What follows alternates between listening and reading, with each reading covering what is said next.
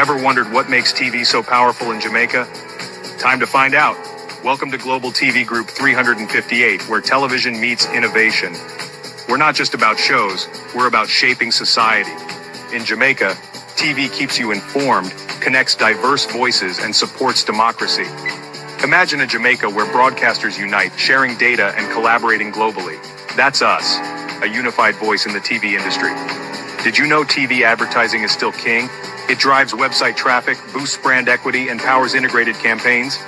Even in an age of digital, TV stands strong, resilient in tough times.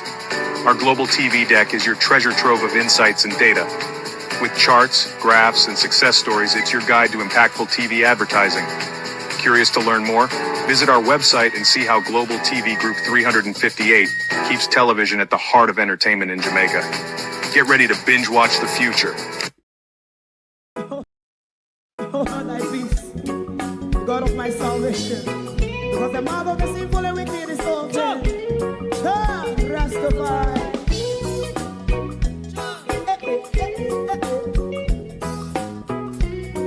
Come with I. Rastaman throw one stone, and it pick a bad feeling to all wicked men. That's a people day.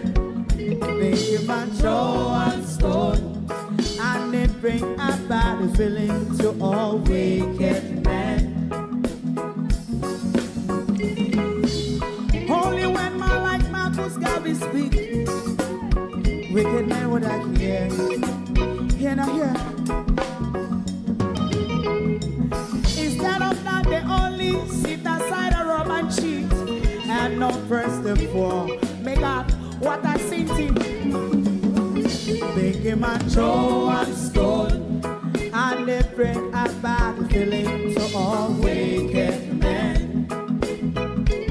Oh, what a plan! Make him a throw one stone, and they bring a bad feeling to all wicked men. My favorite part, if Rasta make a progressive move, wicked men are red. How they want to see the day them can sell out Rasta and sell it out. I sell out Babylon. They give man throw one stone, and they bring a bad feeling to all wicked men. They give man throw one stone, and it bring a bad feeling to all wicked men. If Rasta make a progressive move, wicked men are red. How they want to see the dead can sell out Rasta. I sell out, I sell out Babylon. Yes, stop on the Friday. You might throw a stone, and it bring a bad feeling to all wicked men. Oh, what a black thing. You might throw a stone, and it bring a bad feeling to all wicked men.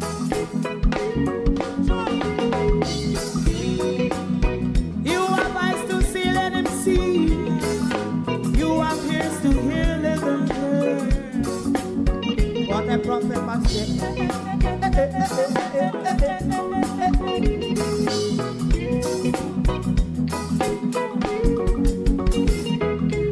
President Mandela was in prison for 20 odd years. And he leave from the prison and take the seat of the president. Stone one. Big him and throw one stone, and it bring a bad feeling to all wicked men. Oh, what's a black? Big him and throw one stone, and it bring a bad feeling to all wicked men. Rastaman throw one stone, and it bring a bad feeling to all wicked men.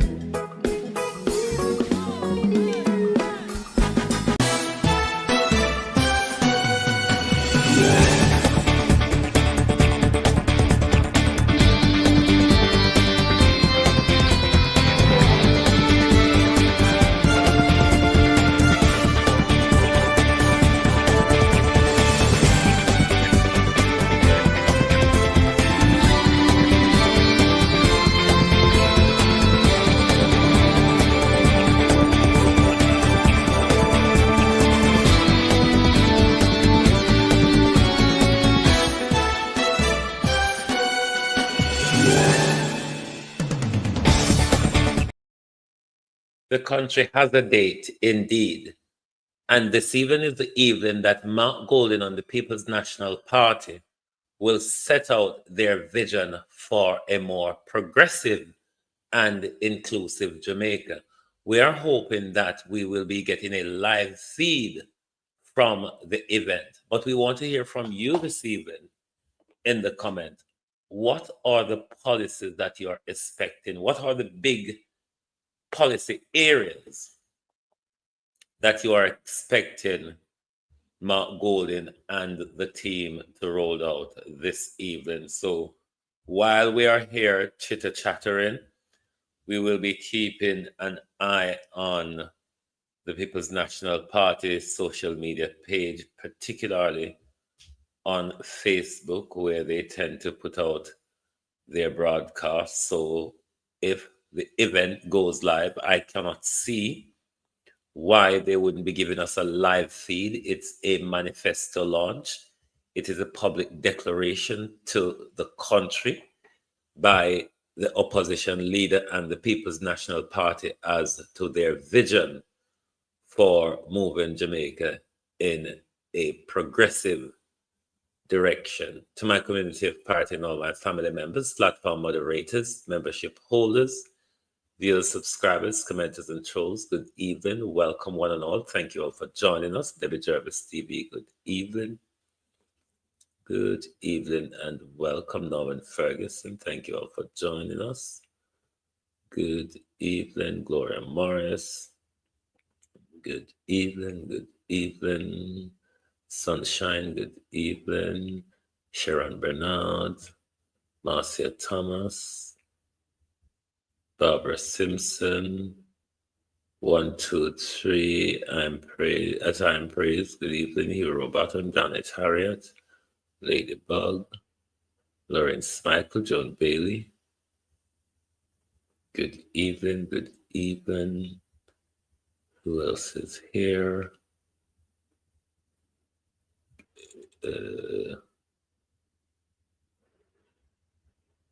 Carlene Richards, good evening. Willie Dunn, Marcia Essay, good evening.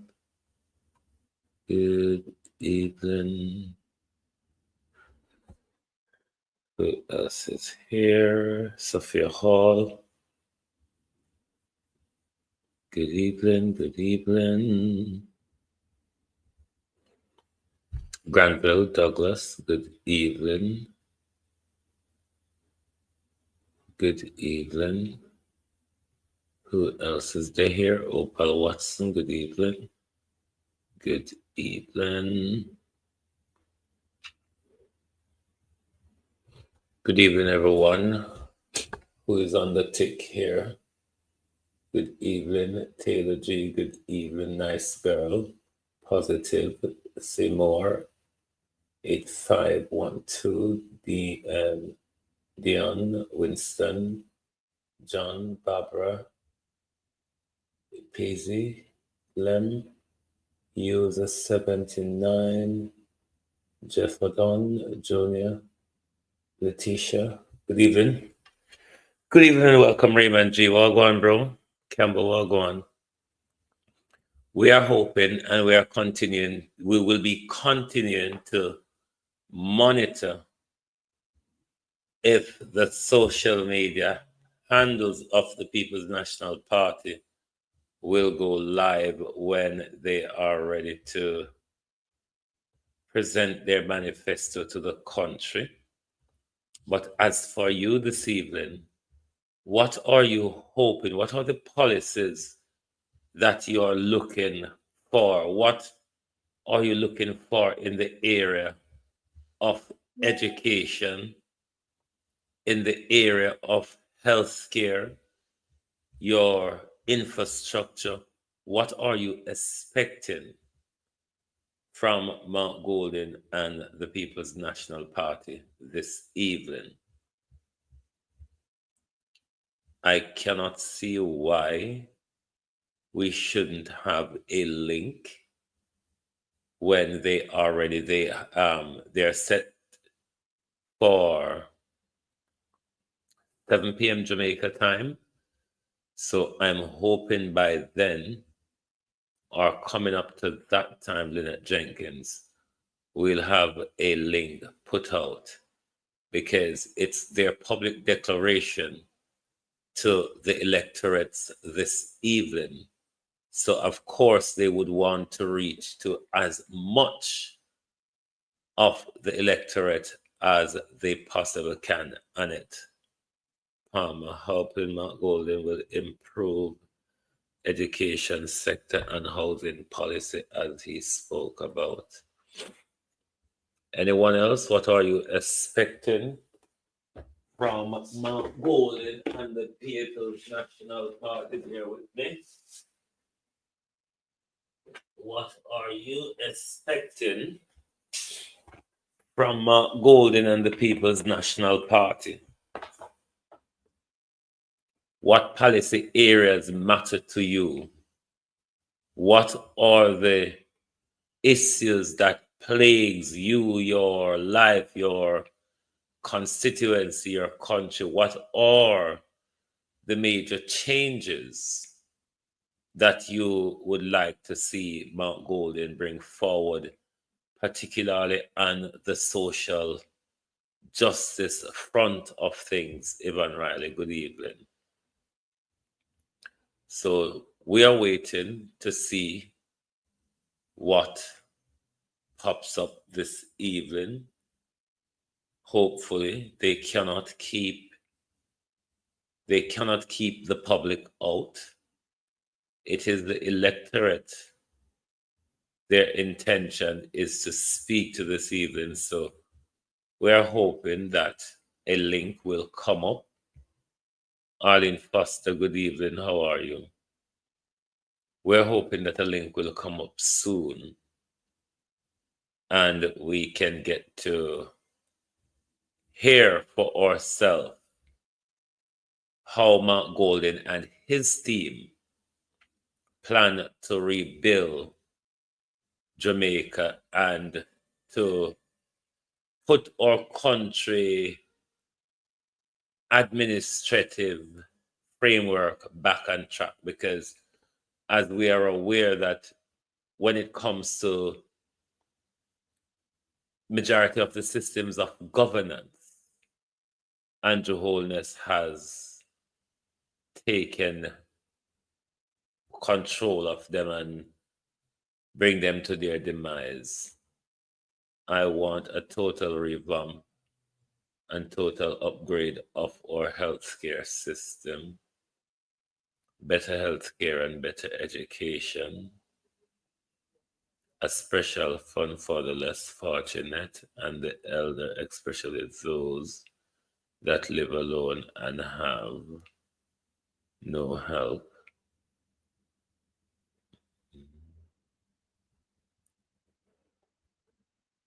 I am expecting the elements previously highlighted in the parish meeting and rally: health, education, agriculture, disability, the aged.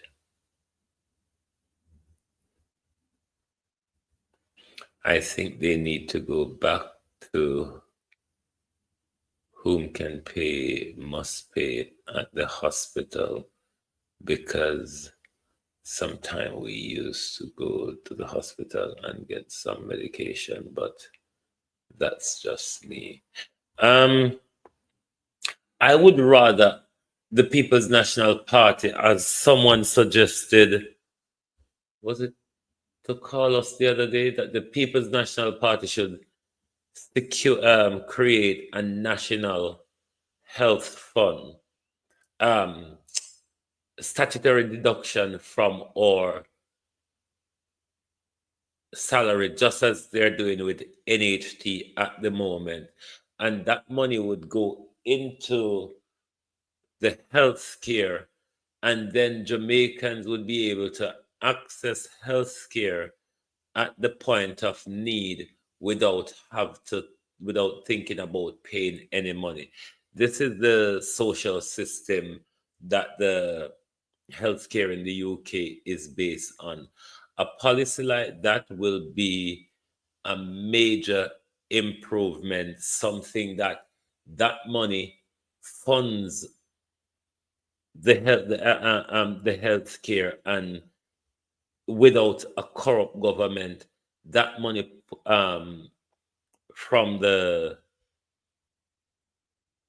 public, that can really upgrade the healthcare and bring in a lot of the services that we lack, such as the diagnostic and all of that. So I would love for them to think broader on that line, that we know that the healthcare have constant funding.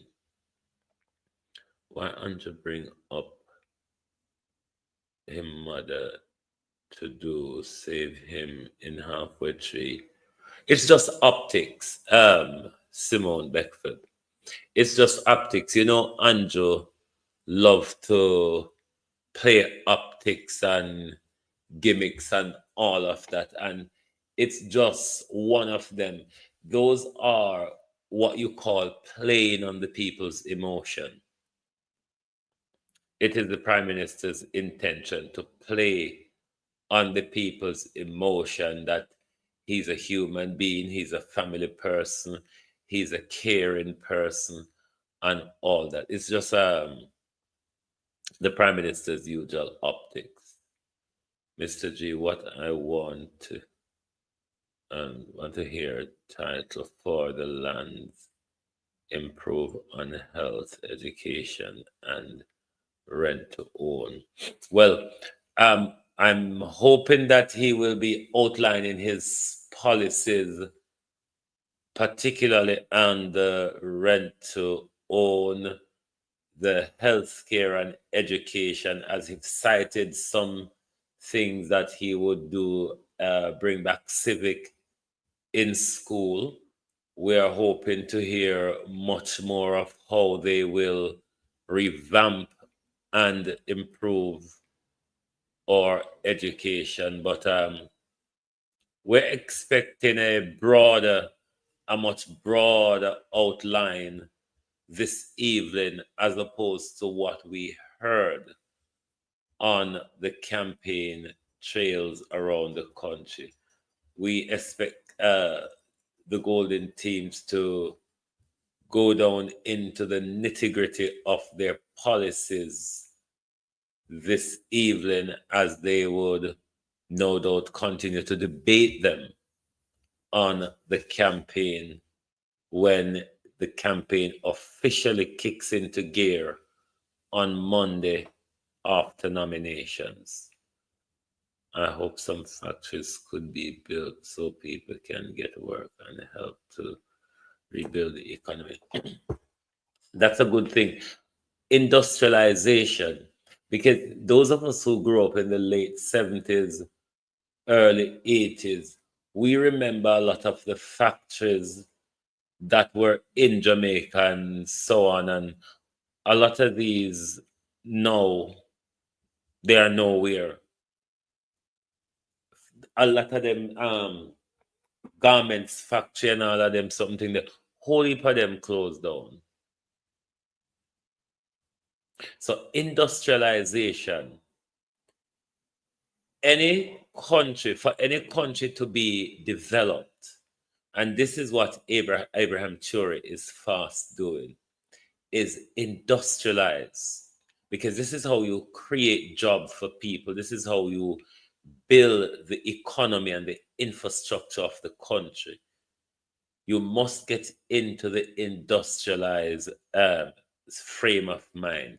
You cannot continue to import, because when there is a problem in the global market, then you either suffer for wants or you have to pay extortionate prices. So industrialization and link it a lot with agriculture, given that in our country, we year on year, we have a lot of fruits that literally goes to waste, tons of it.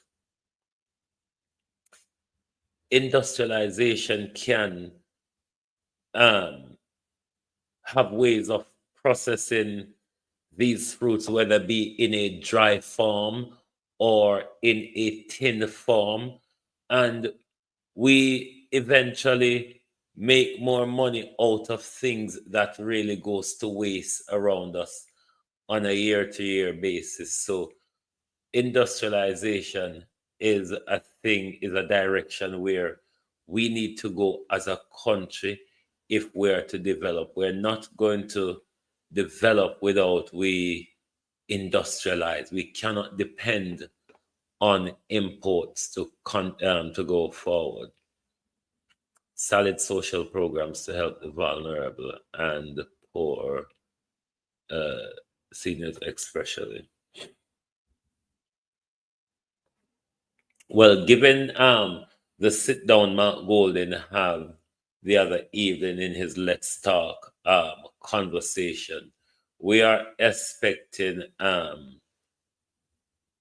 legislative and administrative shakeup when it comes to how members of the challenged community get access to government fund and how much they can cut down bureaucracies in order for people to have quicker access.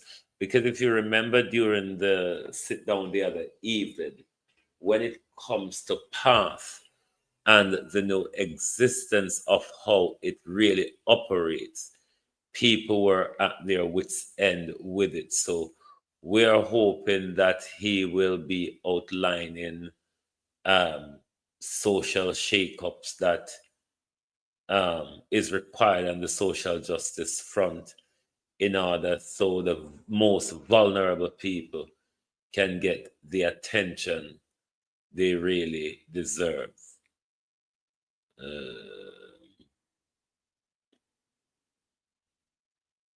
Let me see. I'd like maybe to review the pension plan, prepare and persons who have done 34 years in the classroom at this time should get their full pension. I hope that is one of the areas of social justice Mark Golden will be able to look at. And the education body like the JT, the Jamaica Teachers Association, and all that, these are some of the policy ideas that such organization must put forward also to Mr. Golden, how in all the, because Mark Golden and his team will have to continue the pay review that's been dangled and dwindled all over the place. So a part of that pay review is to look at after employment protection, which this is where the social pension comes in. So we are hoping, Julie, Miss Mango, how you do? Long time. We are hoping that the People's National Party will be laying out quite a broad policy argument tonight, as well as tell the people how they plan to fund, which they plan to implement in the next 5 years. But I'm sure they're going to have a live link. They can't leave us hanging. They can, Ladybug, they can steal from the People's National Party manifesto because it's kind of what JLP does. But one thing to be sure, the people will know that this is a government without ideas at all. Because if they have to go sit down and wait, let me tell you how much of a back foot it is for this government. Dr. Campbell announced the election date on Saturday. The Prime Minister came out on Sunday night admitting to Dr. Campbell's declaration. Now, an incumbent government after 9 years should have no problem in releasing its manifesto. What confuses me with Andrew Holness is, why did you release a document, a pamphlet of achievement? Why didn't you release a wait until or publish your manifesto if you have one? Because your pamphlet of achievement, if you have achievements, what they could do is tied into your manifesto. Present all the things that you have done and achieved to the nation. And then you could make a pledge further on in the manifesto, continuing to continue doing X or Y or whatever new you're bringing forward.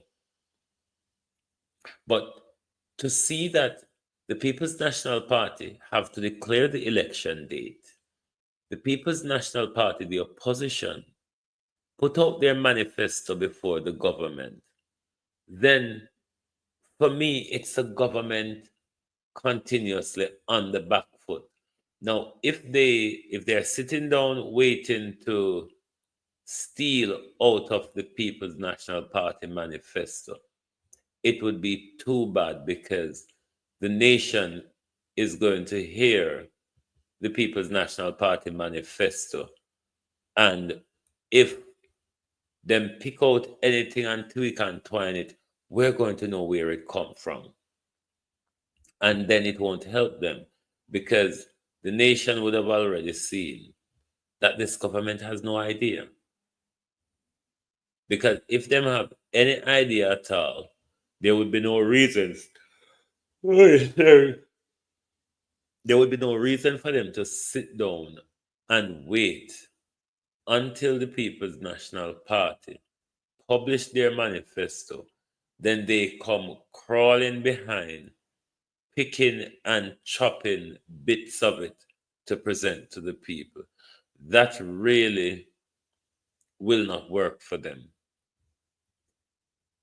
I'm confused as to whether the government is going to even have a manifesto. It is possible that the government could use what they already publish as their achievement document, because given that the Prime Minister has failed on all the promises made in 2015 and 2020, he cannot come with a manifesto, because a manifesto is basically a promise. A manifesto is a promise or a pledge, whichever one you want to call it.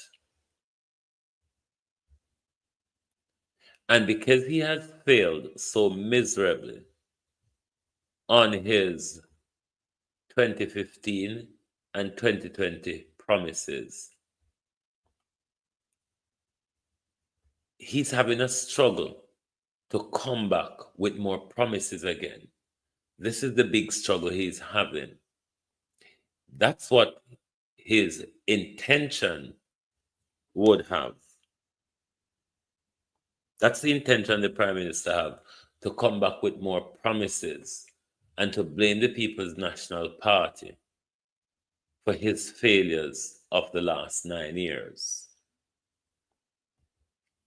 But social media is so hot on the Prime Minister's heel to the point where the Prime Minister is having it very difficult to conjure up a lie to tell even labor rights. The Prime Minister is having a warm time in conjuring up lies, telling labor rights, because as a sitting government, and if you've achieved all of what you say you've achieved, you should have no problem in putting out your manifesto. Absolutely no problem, because that is what you're using to speak to the electorate. But the People's National Party declare the election date before you, and they publish their manifesto before you. This is a government on the back foot. The question is, will there be a manifesto from the government, or will we just have to work with the pamphlet?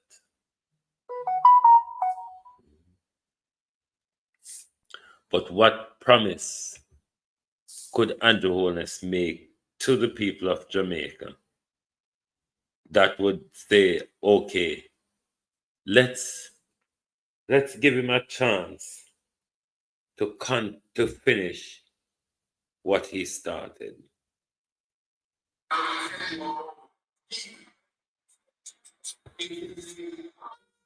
Let's give him a chance to complete what he started. You can't identify. They themselves cannot identify what they've started. So the Prime Minister is having many problems facing the nation. Many problems facing the nation. Because the Prime Minister knows that he has failed on all or a lot of the things he promised. And this is his biggest problem. This was his problem calling the election.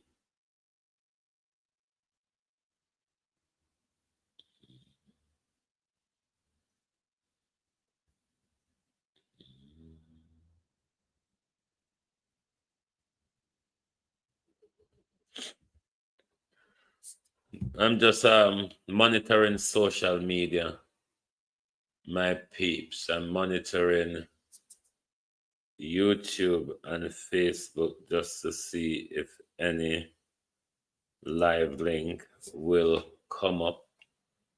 I think I have a little.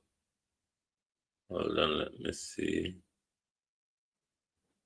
Should have a little clip of Isaac Buchanan.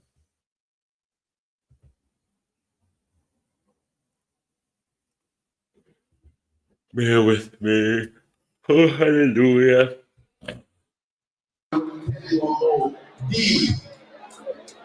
It is the digital education economy program. This program is for you if you are 18 to 15 years old. Believe me, the internet is a place that will ensure that you make money while you're sleeping. You just have to learn to do it. If you don't believe you, check it out first, there's context matters. I make money doing what I'm doing right now. And your TikTok is on, you make your money time to TikTok. But I don't want you to be afraid of technology, which is why when I came before my concern, I started and completed 3,250 copies to your children.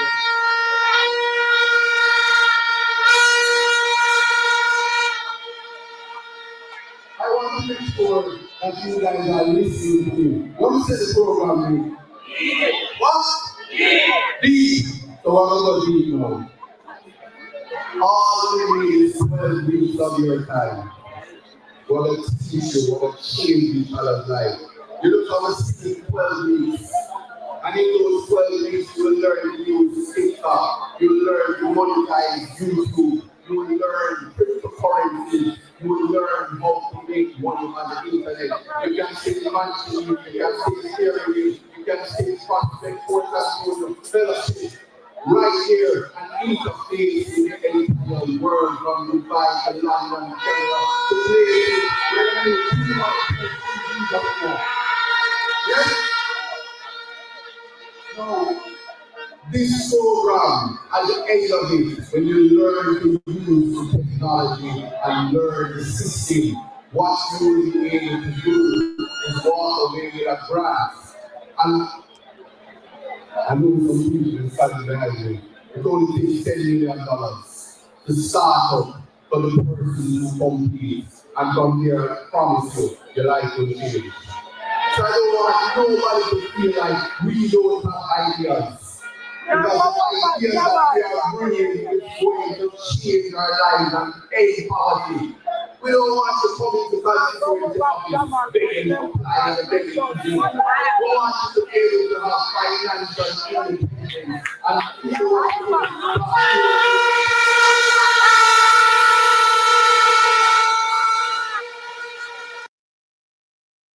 Okay, the People's National Party has a link set on YouTube, so I will be monitoring that link as soon as they go live. We will bring it to you. Let me find their link, but they do have a link set. Here it is. We continue to monitor this link.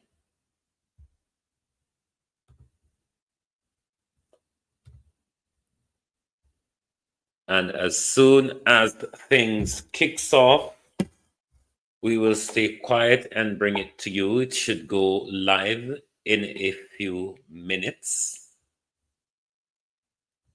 It should really go live in a few minutes. So we will keep a watchful eye and see how things pan out tonight. But we're expecting some big policy argument tonight.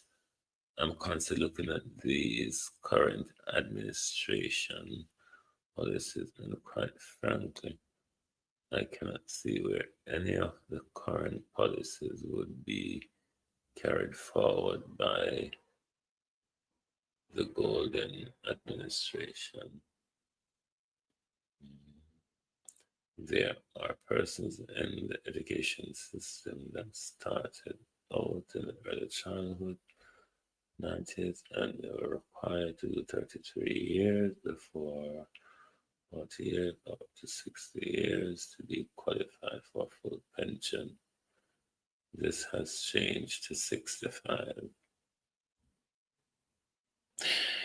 I notice in a lot of countries, they keep pushing the pension age up because we're living a bit longer and they don't generally want to pay pension for more than 10 years.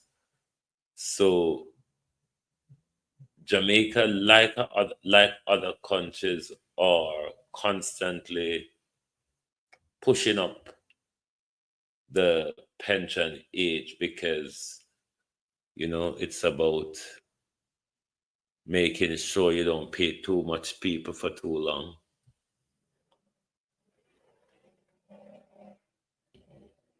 None of the 2016 manifesto was ever converted into policy. This is the problem Andrew Holness is having, Norman. Rather Ratcliffe, thank you. This is the problem Andrew Holness is having as to why I think it's going to be difficult for the Prime Minister to present a manifesto, because none of his manifesto pledge of 2016 have been met. So to come back with another manifesto, it would be promises after promises. And given that so much promises have been unfulfilled by the Prime Minister, then it is rather difficult for him. It is very difficult for him to come back with more promises. And I think that is creating a lot of problem for the Prime Minister. And this is why I possibly think what we will go into the general election with from the Jamaica Labour Party is that pamphlet of the Prime Minister's achievement. I really can't see much than that.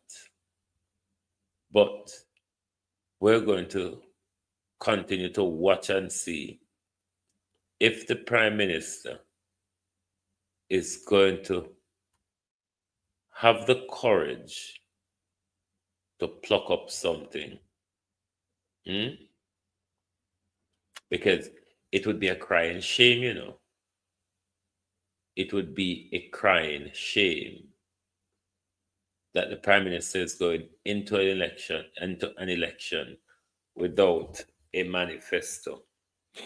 Come PNP at 1 o'clock now, when I start 7 o'clock. Start. Oh, not 15%. So you're giving us some of the tax. Well, hold on. Andre, did they broadcast? So let me pick up. Bring in from that angle till the PNP ready. Yes.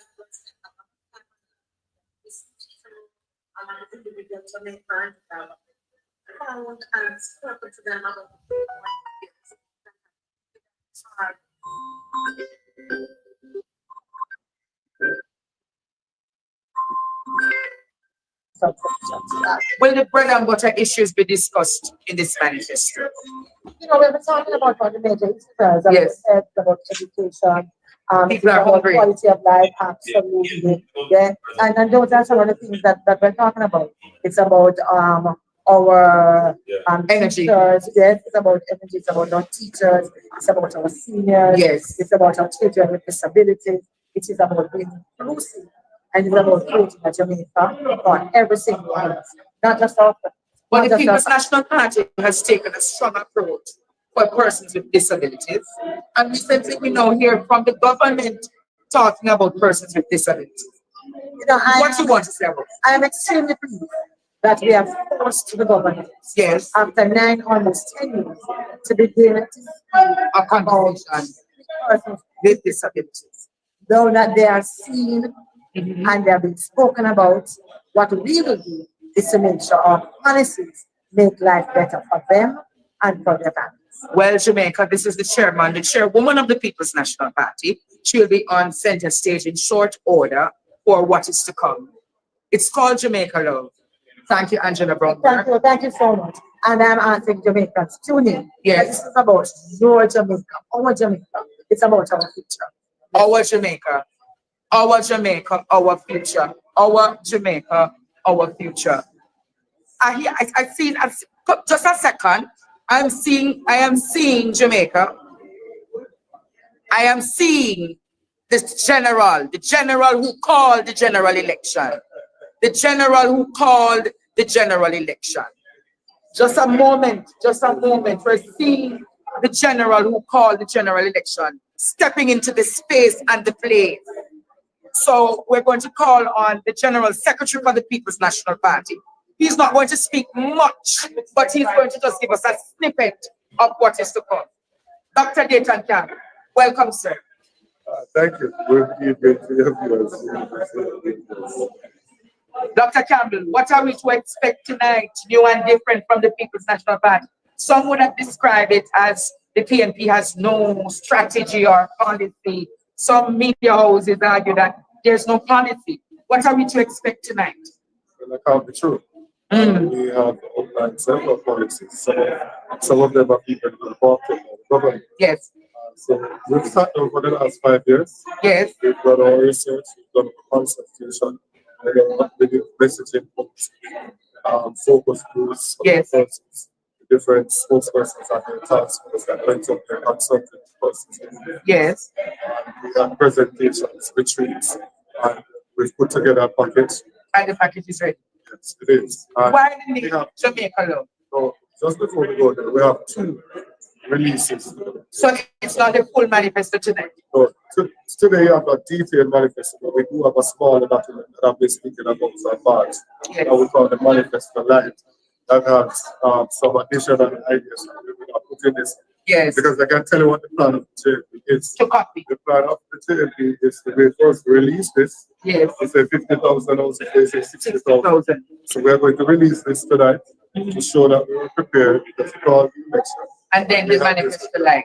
And the Manifesto Light will come after, which they won't have the next opportunity to replicate those accomplishments. Seeing that you have been the sharpest political prophet for the elections 2025, will you be calling the numbers tonight as to how many seats Dr. Dayton Campbell will be carrying home for the PFC? 38 and above.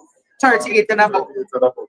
Depending on how the campaign goes, we'll determine how far we go. But the least amount of seats. So it's 38. 38. We have done polling, we have done audits, we have done sounding, we have done the necessary training, canvassing, and everything in the constituencies. Yes. And we're comfortable that we'll be able to win 38. Comfortable does not mean complacent. Complacent. So it doesn't mean that we're not resting on our laurels. We're going out there to execute, but we think we should be able to win 38 and above.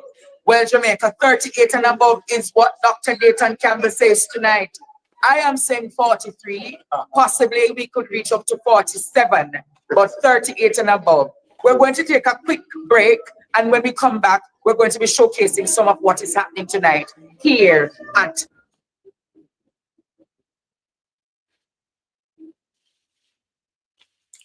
Well, globalist we are.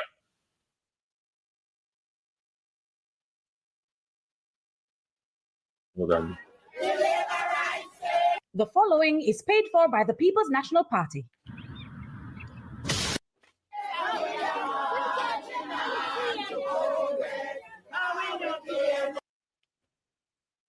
We're still waiting for the People's National Party for their page to go live as well. They are not quite ready yet, but we will make sure we monitor what is going on and anything we can bring to you before Mark Golden and his team takes the stage. We certainly will do so. This. We'll use legislation if necessary to secure beach access rights for our people.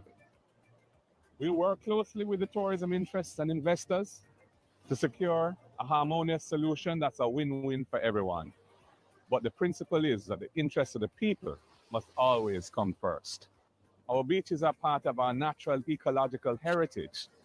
All our Jamaican people must be able to enjoy our beaches. And the next PNP administration will make sure that this is so.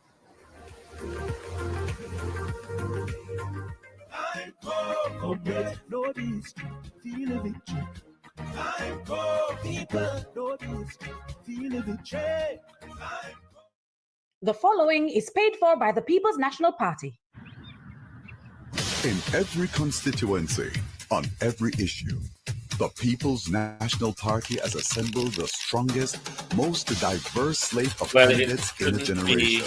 From doctors ready to heal I'm our sure it broken shouldn't be health too system, long now, given that their start time is planned for legal 7 p.m. They should be getting on their way soon. Some of the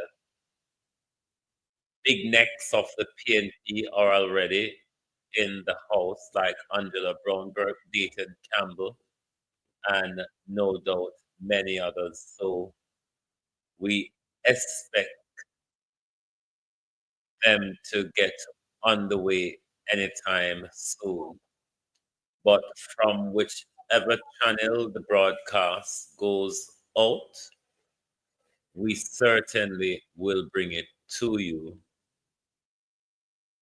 as soon as it is ready.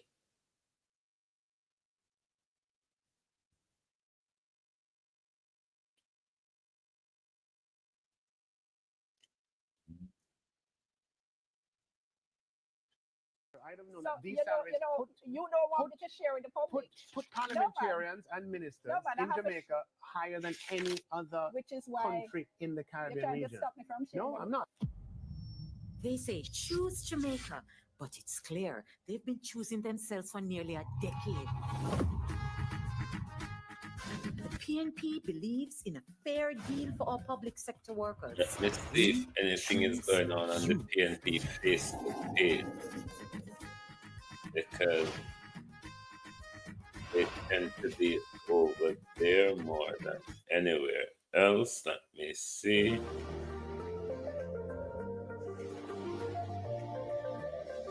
The following is paid for by the People's National Party. They're still not Plenty live on of people Facebook run yet. for leadership and promise to walk with you, but then they walk away from their plans.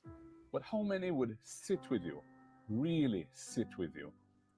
You should never have to choose between your education and your future. The first in your family accepted in college or university will get a full scholarship because you matter. Student loan repayments will be capped at a percentage of what you actually earn. Okay. You won't have to pay a cent unless you're employed. This election is not just about change, it's about your future, your family. It's about you. They had 10 years to choose you, and they chose themselves. You deserve a better life. Jamaica, time come, and that time is now. The proceeding was paid for by the People's National Party.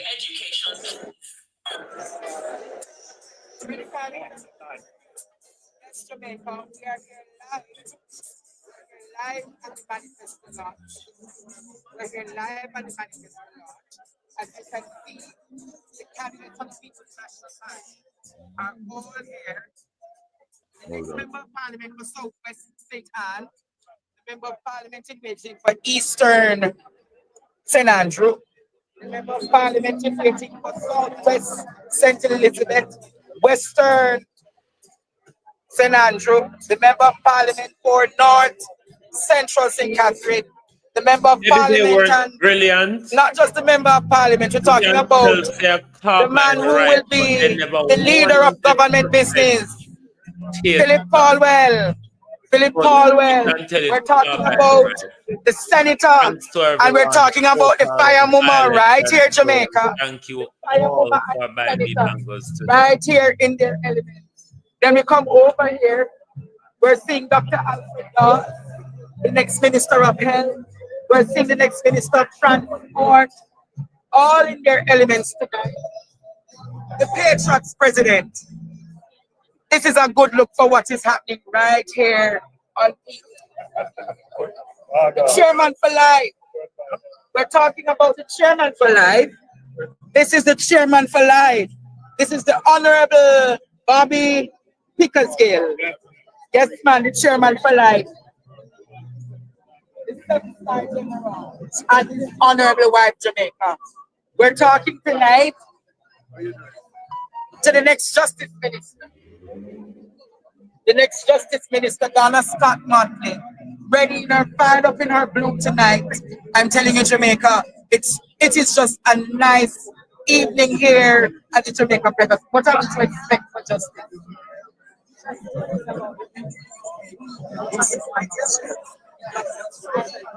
Yeah. Yeah. Oh, you're not hearing me? As long as I hear the session. Accessible to all. Jamaica, this is Donna Scott Motley, the next Justice Minister in the Mark Jefferson Bowling administration. The SOE, will it be something that you'll be using as a... Yes. Yeah, the PNP page is live now. Yes. The PNP page is live now, so when the PNP start to present the manifesto, we will come over Do not expect any state of emergency page. as a mechanism. Crime plan I'm here. for crime. Live. You hear this? I see you. We won't need to resort to state of Okay. emergencies. That's the word from our next Justice Minister. Jamaica, she's radiant in her blue. She's just radiant in look here. Very sharp, very focused. This suit is cut to fit Jamaica. I'm telling you, she's ready. This woman is ready for justice. And we are ready to make her accountable to the people of Jamaica for justice.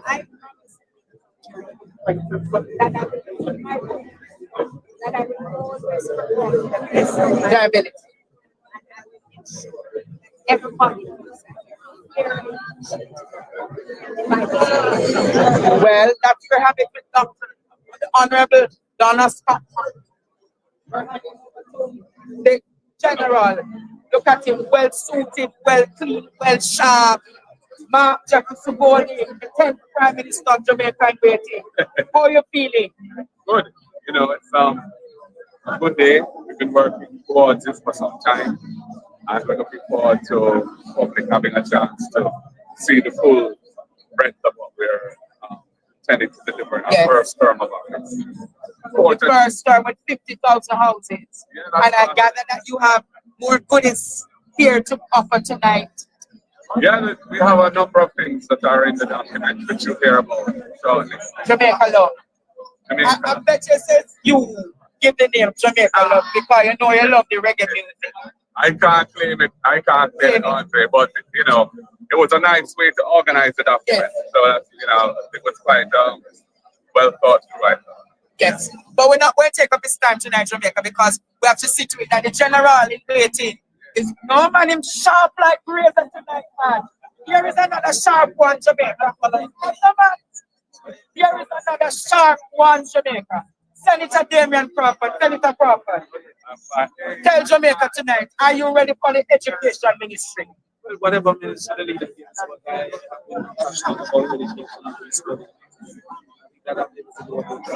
You're ready. You're ready. Wow, you're ready. I will leave it at that. We'll have a further discussion with him tonight, Jamaica. But until then, him ready. Him ready. Him ready. Who is this in the building? Who is this in the building? Donna Scott is protege. In training.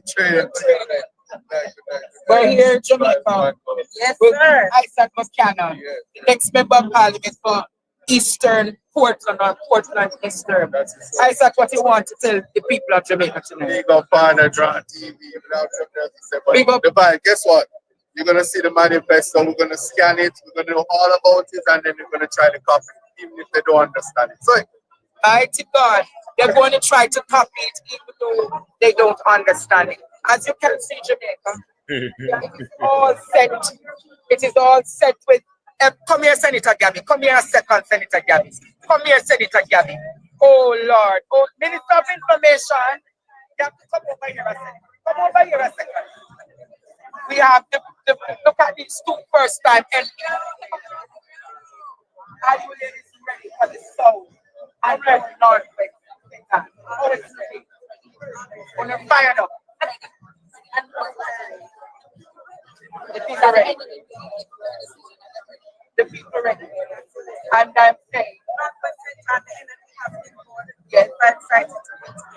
Yes,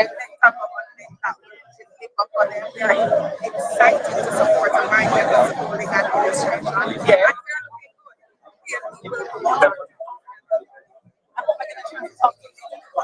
Yeah, man, we're going to get the chance. Jamaica love. Jamaica love. Jamaica love. Jamaica love. Jamaica love. As you can see, Jamaica, the young people are in their element.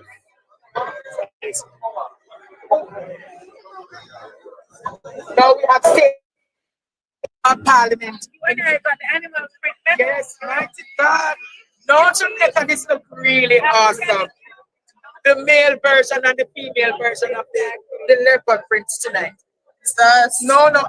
You can't have a you can use sir. Oh man, that is it. No, no, no. I get it right. Yes.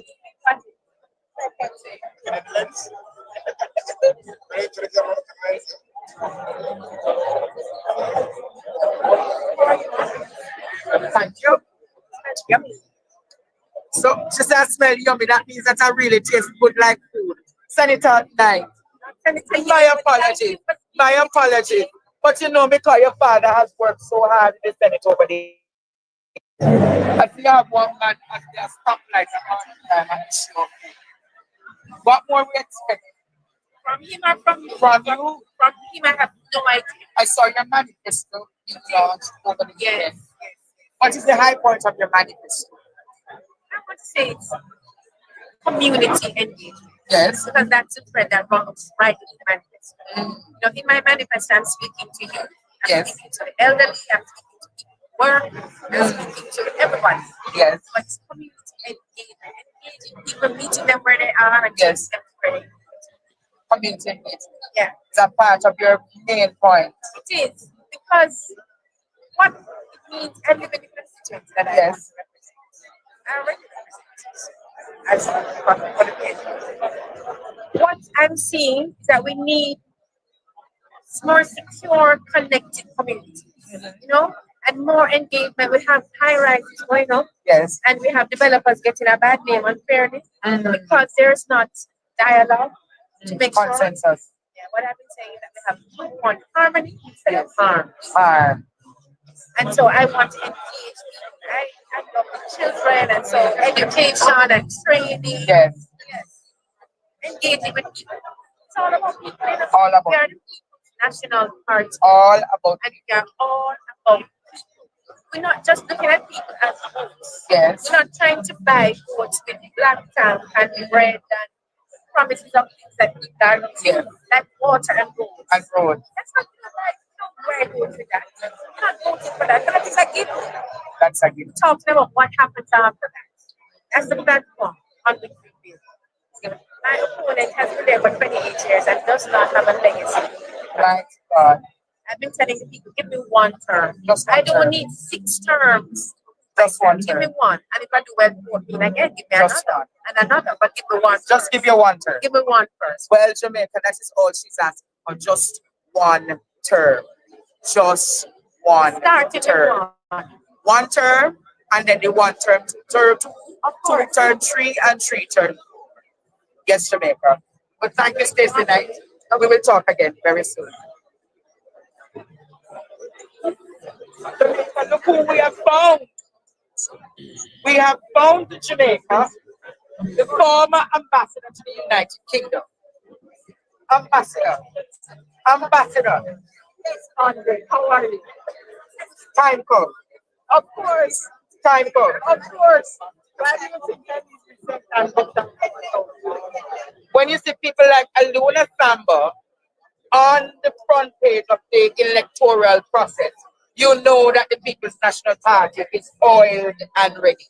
Ambassador. Yes. Yes. But you can. So what you want to tell the people of Jamaica tonight? Make sure that on September the 3rd, yes, you go out and put your square side the head. Time code. Time more than come. Time code. All right, Ambassador. This one of my put on them, you know. But Jamaica, we're walking around and we're seeing the elements of the amount of people who are here tonight. It's a lot. They have the foreigners here, right? The different diplomats across the world are here tonight. There's a full house. There's a full Fraser Bates. Great Senator Fraser Bates. Time comes. And you're telling the people that the environment takes precedence in a field that government. Time comes for the protection and the preservation of the environment. And the People's National Party will be consistent to ensure that we have development and protect the environment. It's the state of the development. So no more spills in the Rio Grande and no consequences for this. there are going to be consequences when they're spilled. Yes. Here in Jamaica, we're talking about the environment. I'm sure to take precedence tonight in our manifesto launch. Jamaica love, Jamaica love. Beach access is another big point. Yes. Right. Right. Have provisions in the law and we're required to ensure that the law is amended to grant greater access for all of stakeholders to ensure that each access is available to all Jamaica. Well, Jamaica, that is Senator Sophia Fraser-Bint. We're now going to start as we're going to center stage where national anthem will be sung.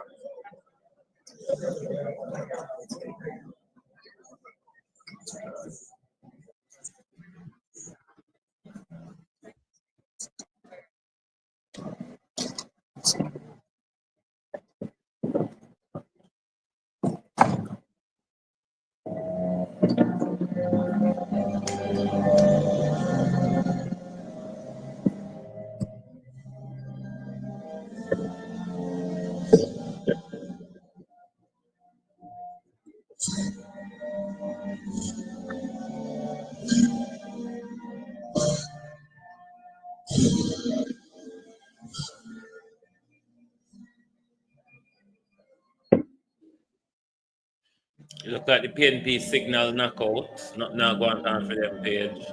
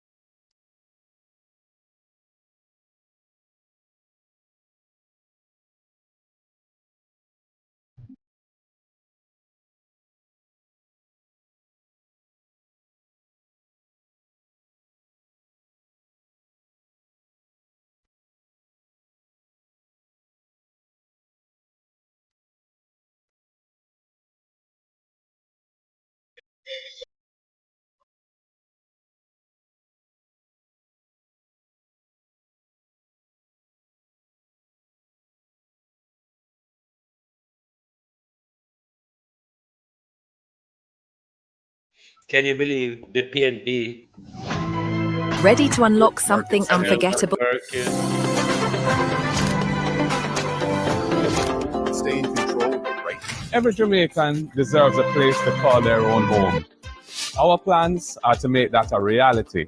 We don't bulldoze people's homes, we build them.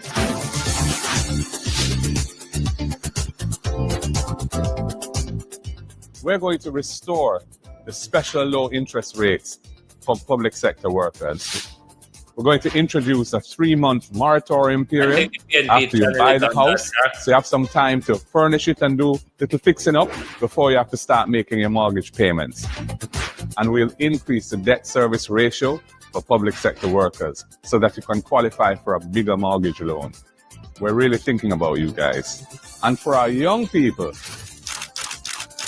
we have the Young Owners Fund, a $1 billion annual fund within the NHT, where anyone up to 35 who's buying house for the first time, if they're an NHT contributor for at least 2 years, can get a grant of $500,000 towards the deposit on the house.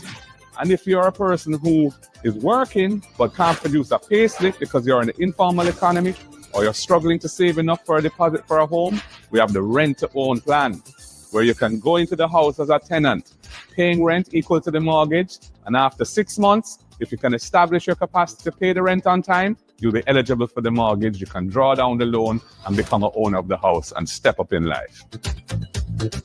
The following is paid for by the People's National Party.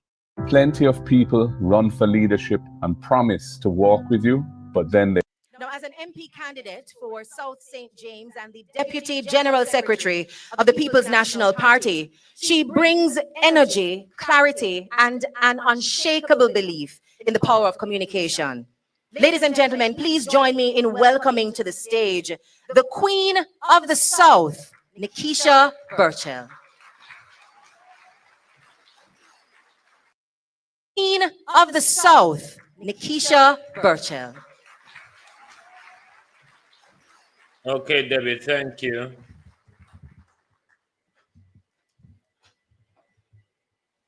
Good evening. As a millennial politician, it gives me great pleasure to inform you this evening that the PNP has changed things up. This manifesto in 2025 will be available to you on all the streaming platforms available. Our party leader will tell you about it. It will be on Apple Podcast. It will be on Amazon Music, SoundCloud. Everywhere you can click, you will find the People's National Party's 2025 love letter to the people.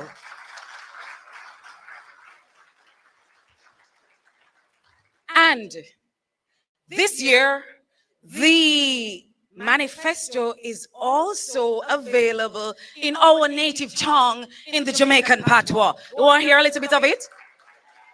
Give me a little something. We're going to take out all of the stumbling block them we're in the... Turn it up a little bit.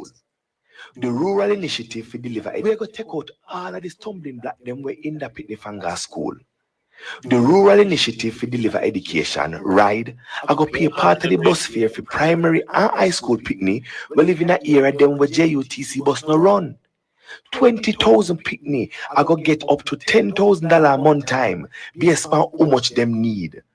Through the program, ensuring adequate sustenance to education is every primary and high school picnic when I have it, I go get at least one plate of cooked food for eat at a time. Yeah, that is our Jamaican patois.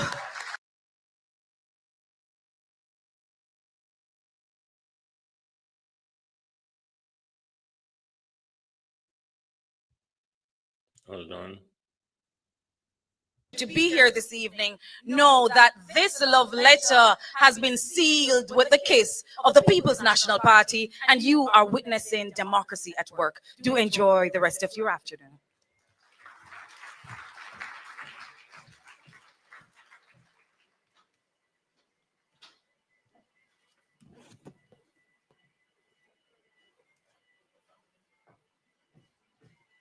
Globalist, on don't cost me. Ladies and gentlemen, give it up one more time for one of our Deputy General Secretaries. And as we love to say, the Queen of the South, Ms. Nikisha Burchell. Now, as you have heard very clearly, this manifesto is meant for the people. And so we've allowed it to be available in diverse options. So you're going to be able to download it from Apple Podcasts, from Spotify, and or patois version is going to be circulated on WhatsApp. It is accessible. And one of the ways that we answer the questions that people have about how we will break it down is by allowing that to be accessible in the language that we speak every day. The love for Jamaica must also mean a love for all things Jamaican, including our language. Job well done to the team that has been coordinating up to this very moment to ensure that we have our plans ready and available for the people. Now, we're going to be diving deeper into the manifesto, and to open the floodgates for that depth of conversation this evening, I'm asking you to invite the leader of our noble movement and as we ask the Jamaican people to ensure is so, the next Prime Minister of Jamaica, who is able to stand before us with integrity, a strong record that we can trust, one who believes in opening up opportunities, and of course, a love, an abiding love and respect for the people of Jamaica. Please make welcome our very own Mr. Mark Jefferson Golding.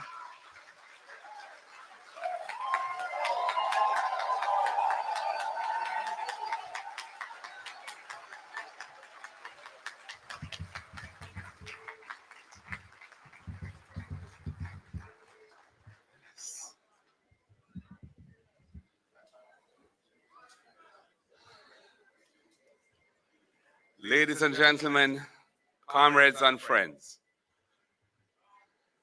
I just want to acknowledge the officers of the party who are here. I want to acknowledge the officers of the party who are here, all our candidates, members of the diplomatic corps who are here, well-wishers.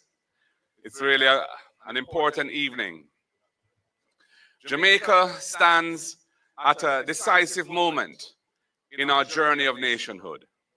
The People's National Party is ready for the mission ahead, and I'm honored to be entrusted with the historic task of leadership.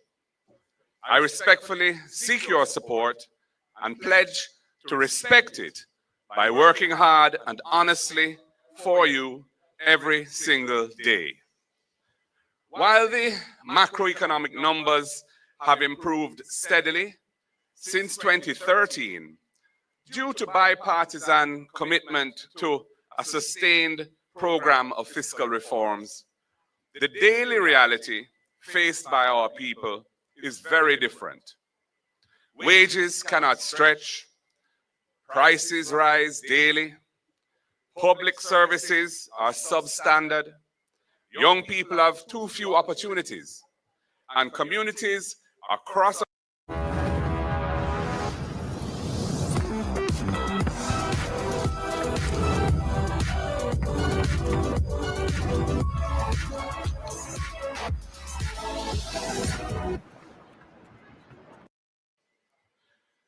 we understand both the progress and the pain because we have walked this road with you.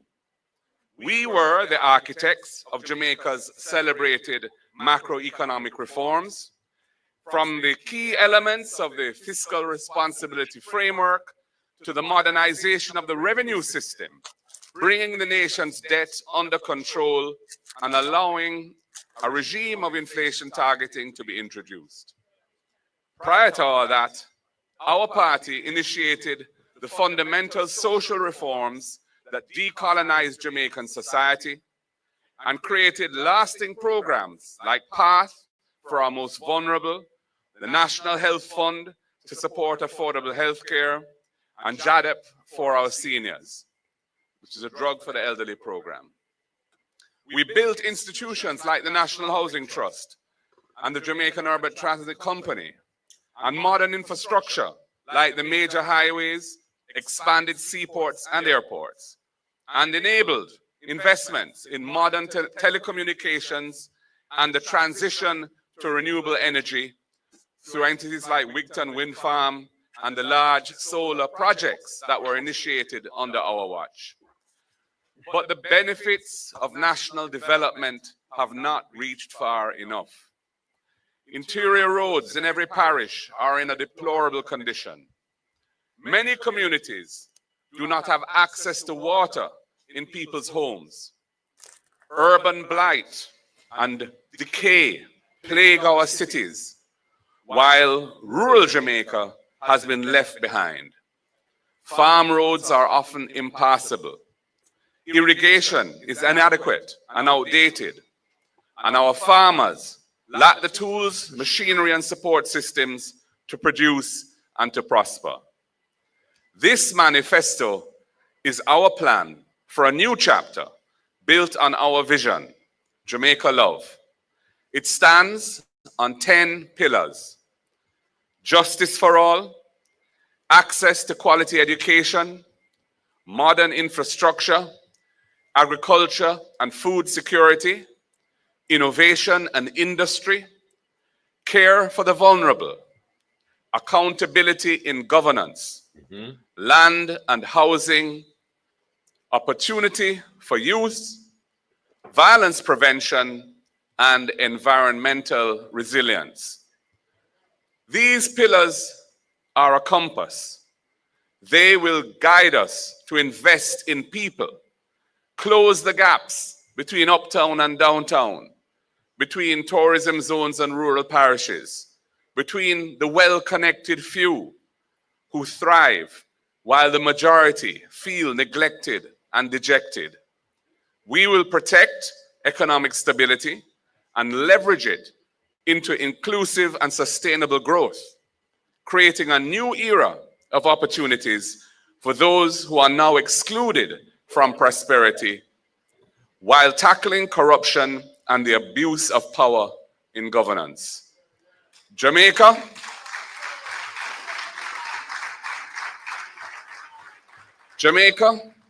time come to lift our country higher. Time come to lift our country higher and build a future that belongs to all of us. Let us take this journey together. Thank you.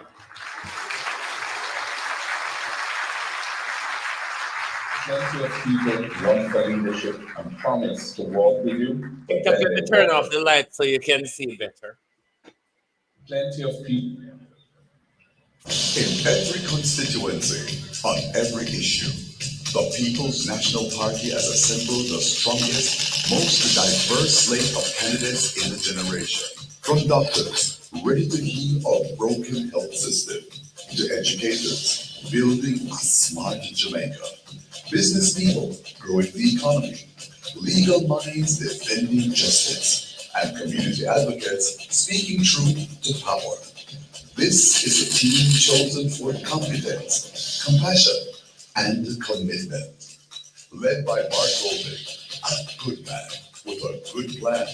This is not politics as usual. This is a team to rescue Jamaica, rebuild our future, and restore pride in leadership.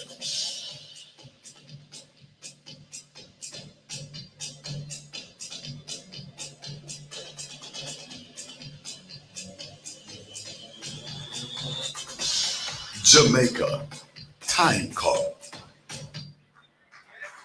In every constituency, on every issue. Tell the truth. This look and feel like politics as usual?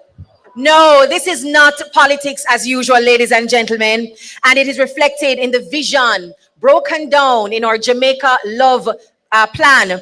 We know that we have a leader who cares, who understands the intricacies and the intimacies of the Jamaican realities. And from his track record as a legislator, we know that he can build the framework to fix it.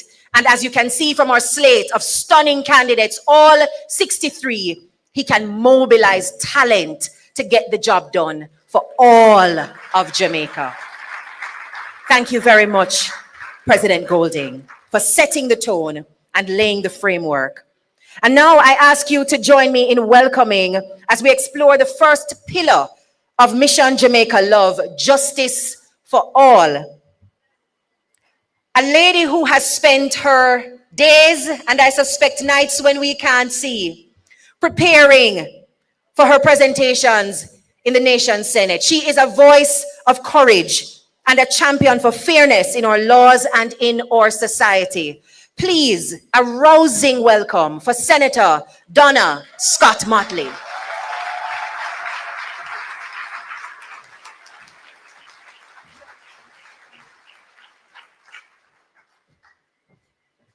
My fellow Jamaicans,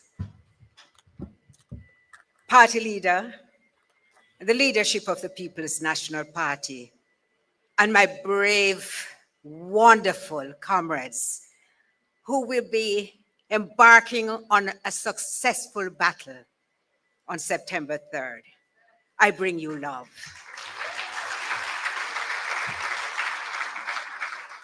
To my comrades and my friends, This mission on which we have embarked is wrapped in love, framed with good thoughts, always concerned about the well-being of the Jamaican person. And that is why our manifesto speaks to justice for all. Because justice demands more than laws. It requires an environment that upholds the dignity of all who serve and all who seek justice. We are committed to upgrading and expanding the physical infrastructure of courts across Jamaica to ensure that judges have a secure and functional chambers, that court staff must work in conditions where they are comfortable so that they can actually deliver to the people, and litigants, the most important persons in this context, especially, you will forgive me, rural, because I come from country, in rural and underserved communities, will feel that they have been taken into consideration. They deserve facilities that reflect the seriousness of the matters to be considered. As you can appreciate, at the very top of our agenda will be constitutional reform for sovereignty and for justice. Because if you love your people, you must give them a place where they feel appreciated and valued. And so we will pursue constitutional amendments through a transparent and participatory process that engages shareholders from the ground up. We will be speaking to the church, to trade unions, to civil society, to all actors in this great design crafted in love.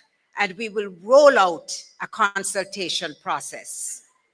We'll be hosting public forums for Jamaicans to debate and recommend constitutional reform, so that when we provide you with a constitution, you will feel that it belongs to you. We will be implementing school and community outreach programs, because that's where it all begins, with our children, as we build a new nation alongside them. Of course, we'll be launching broad public education and awareness campaigns, all aimed primarily at the outset with replacing the British monarch with a Jamaican president chosen by the people and accountable to the people. We will make the Caribbean Court of Justice the final court of appeal. We shall replace the British, the United Kingdom Privy Council, and have a court which brings justice at the highest level to our people. We shall strengthen parliamentary accountability. We shall introduce impeachment and recall. And we shall have committees chaired by opposition members, because trust me, that is how you ensure that everybody upholds the values which they pledged to do when they took the oath under the Constitution as they were sworn in. We shall have a discussion and consider fixed election dates and term limits, and this is no idle promise. And to those of you who are not here but are listening, we shall expand the Senate to broaden representation to include the diaspora, persons with disabilities, and the Rastafari and Maroon communities. Inclusion for all. We will also prioritize legal changes that reflect our identity and deepen justice. You heard our manifesto in Patois? Well, we will recognize the Jamaican language as an essential part of our Jamaican identity. Long time. We shall Long time. protect historically marginalized groups, particularly people of African descent, through a national ban on hair discrimination, a reparations advocacy framework grounded in international law. We shall have legal protection of our ancestral spaces and our cultural practices. We will have full recognition of Rastafari as an indigenous religion with associated rights. And we will reach an accord with Maroon communities to give a modern interpretation to their ancestral treaty rights. You think we're done? No. We are going to be advancing gender equity, protection of the elderly, and the rights of persons with disabilities. We will implement a progressive beach policy by reviewing the Beach Control Act. We will guarantee public access while balancing tourism and private use. We will join the International Criminal Court to reinforce Jamaica's commitment to global justice.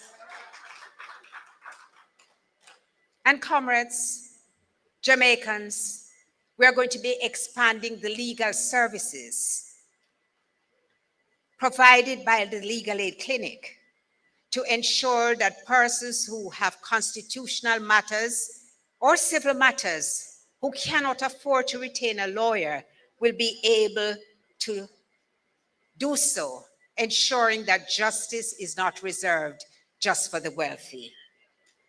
We will complete the long-promised review of the Domestic Violence Act, which was introduced under our government, and we will implement the recommendations to hold abusers accountable. We shall provide parish facilities to provide places of safety and support for victims. We will enact a basic financial services law to establish minimum services which we, the consumer, should be provided with, so that our complaints will be heard and our concerns will be taken into account by financial institutions. That too is a partnership. It's only a glimpse into our future. We have as our leader a man who passed the most legislation ever in the history of this country. And it was legislation designed to uplift the people at every time. So comrades, the word is love. We bring you love as we bring you justice for all. I like what I'm hearing from the globally. But then they walk away from those are discussions we'll develop on day by day. Really sit with you. You should never have to choose between your education and your future. The first in your family accepted in college or university will get a full scholarship because you matter. Student loan repayments will be capped at a percentage of what you actually earn, and you won't be asked to pay a cent unless you're employed. This election is not just about change, it's about your future, your family. It's about you. They had 10 years to choose you, and they chose themselves. You deserve a better life. Jamaica, time come, and that time is now.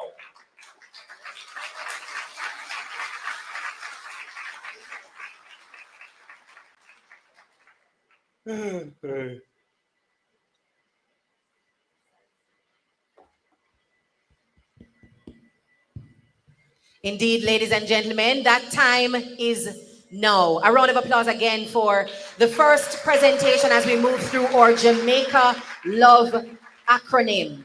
Now, one of our nation's favorite teachers is also on our slate of elite 63 candidates. And he must be wondering why I'm sitting with the M in the acronym, because this is the modern infrastructure panel. We don't do the A, access to education, as yet.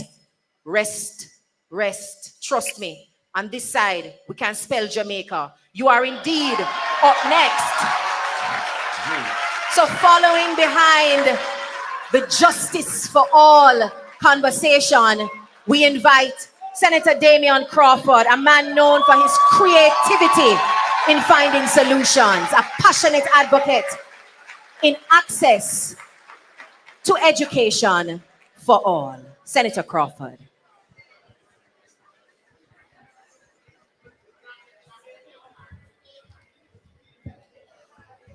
Thank you very much. I will stand on the protocols that have been observed, save and except to say a special recognition, of course, to the leader of the People's National Party, and as we hope, the next Prime Minister of Jamaica. I thank you all for attending, for your time, and for your attention. And I have been tasked with speaking to you on access to quality education. Our position for education is based, first of all, on the reality that education is in crisis. And not only is education in crisis, there is great deterioration over the last 10 years. Some of the facts that we must acknowledge is that over 11,000 children are not achieving basic mastery at the 6th grade level in mathematics. Additionally, 18% are achieving 5 subjects, including math and English. That means 82% has not achieved the basic graduating numbers that we desire. Indeed, we have also recognized that there is a concern at the absenteeism, but also at the literacy level. In the last 10 years, literacy in 2015 reduced from 84% in 2015 to 65% in 2024. The same subject, about 5 subjects including math and English, reduced from 28% in 2015 to 18% in 2024. Therefore, we acknowledge that education is in crisis. The second acknowledgement is that the mantra of education is a contract between God and man that states, first of all, that every child can learn, which God has allowed, but the second, every child must, is the duty of our government, of our teachers, and of our parents. We therefore are committed to achieving that role that humans have gained in that contract with God. Our overall objective and the ultimate aim within our lifetime is to have 1 degree per household or its equivalent in vocation, suggesting therefore level 4 of heart qualification in vocations. That, however, would need multiple tenets, multiple hurdles to be crossed for persons, first of all, to be able to attend the university, and the second of all, to be able to be successful at that level. We look at the first proposal that we have made for university, which is the first in the family scholarship. This indicates, therefore, that the first person to matriculate to university would receive, as indicated by the leader in his budget presentation, a full scholarship to the university.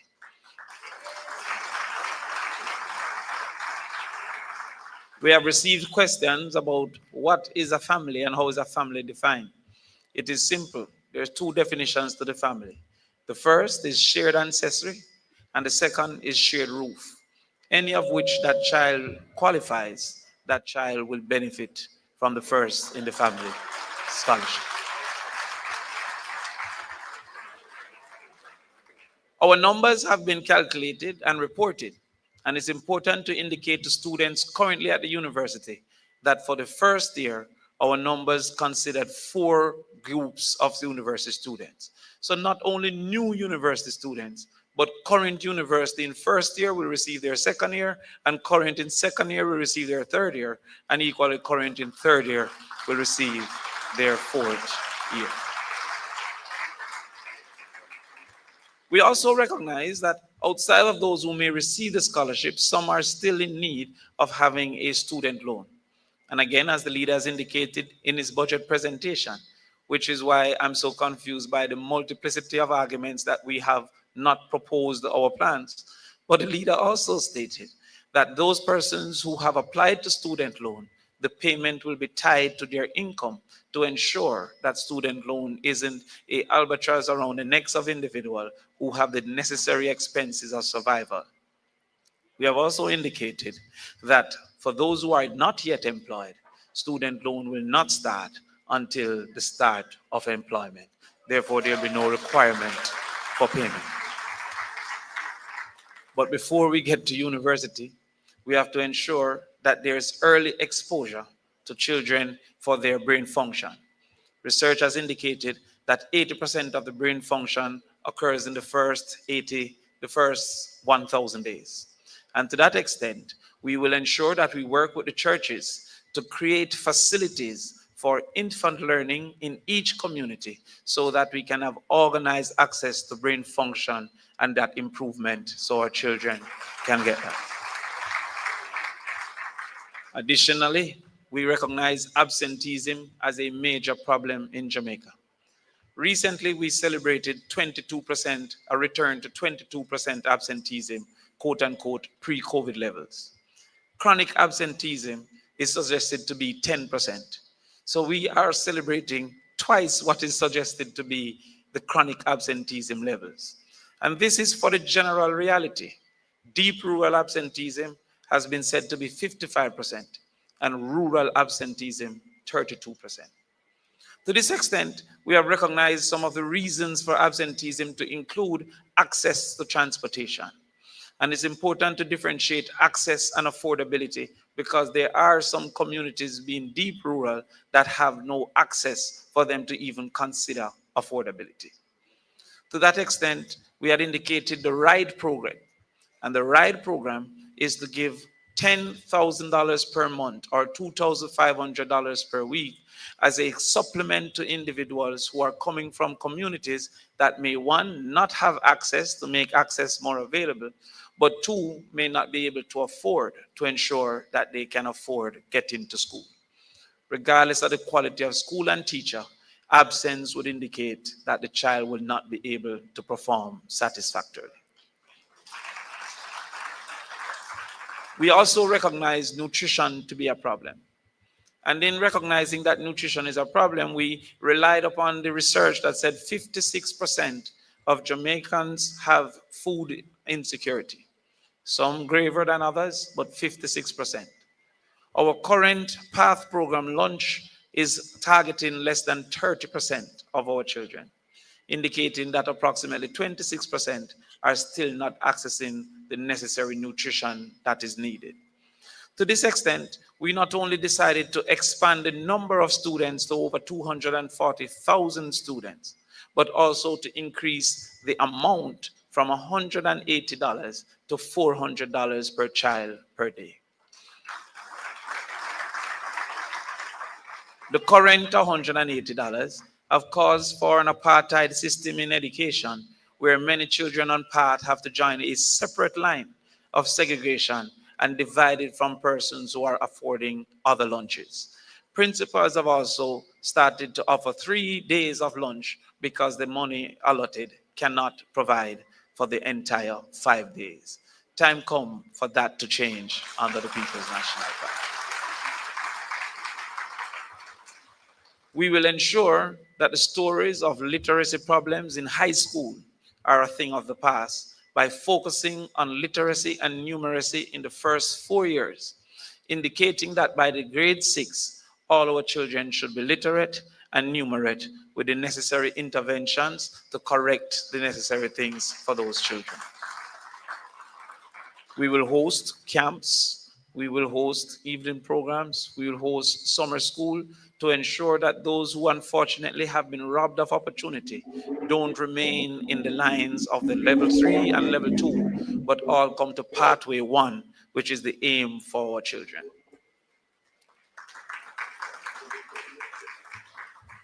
Finally, we will ensure that our children have great access to the necessities of a teacher in the classroom. We have seen the teacher migration and the negatives that have caused, especially in mathematics and vocation. And to that extent, we are proposing a retention plan for teachers so that Jamaica become more competitive for the services of our wonderful teachers that are constantly being asked to migrate into other spaces. This retention plan will change some of the realities that we have seen where students doing an exam in fifth form have not had a math teacher since third form. It therefore explains why less than 40% of our children taking math are passing math at this particular point in time. The teacher retention plan would include, first of all, greater access to housing through the NHT. It will include reservation of housing units built through the NHT and under government programs. It would include graduating access to motor vehicle concession. It would include forgiveness of student loan for the years that they remain in the public sector. It would include internet as a tool of trade to ensure access to preparation and information. And it would include ensuring their environs, both in the classroom and the staff room, are sufficient for them to feel comfortable moving forward. We believe that our access to education plans are holistic, fulsome, and will ensure that we move the needle from just access to quality access for our children. Therefore, we are putting forward an education plan that is based on love for our children, love for our future, and love for our country. Thank you, Jamaica. Thank you very much, Senator Crawford, for elucidating how critical education is as a bridge to connecting dreams to reality. It is indeed a powerful investment. And as he spoke, my mind went to any of us having to go to the bank to get some money to make an investment in ourselves.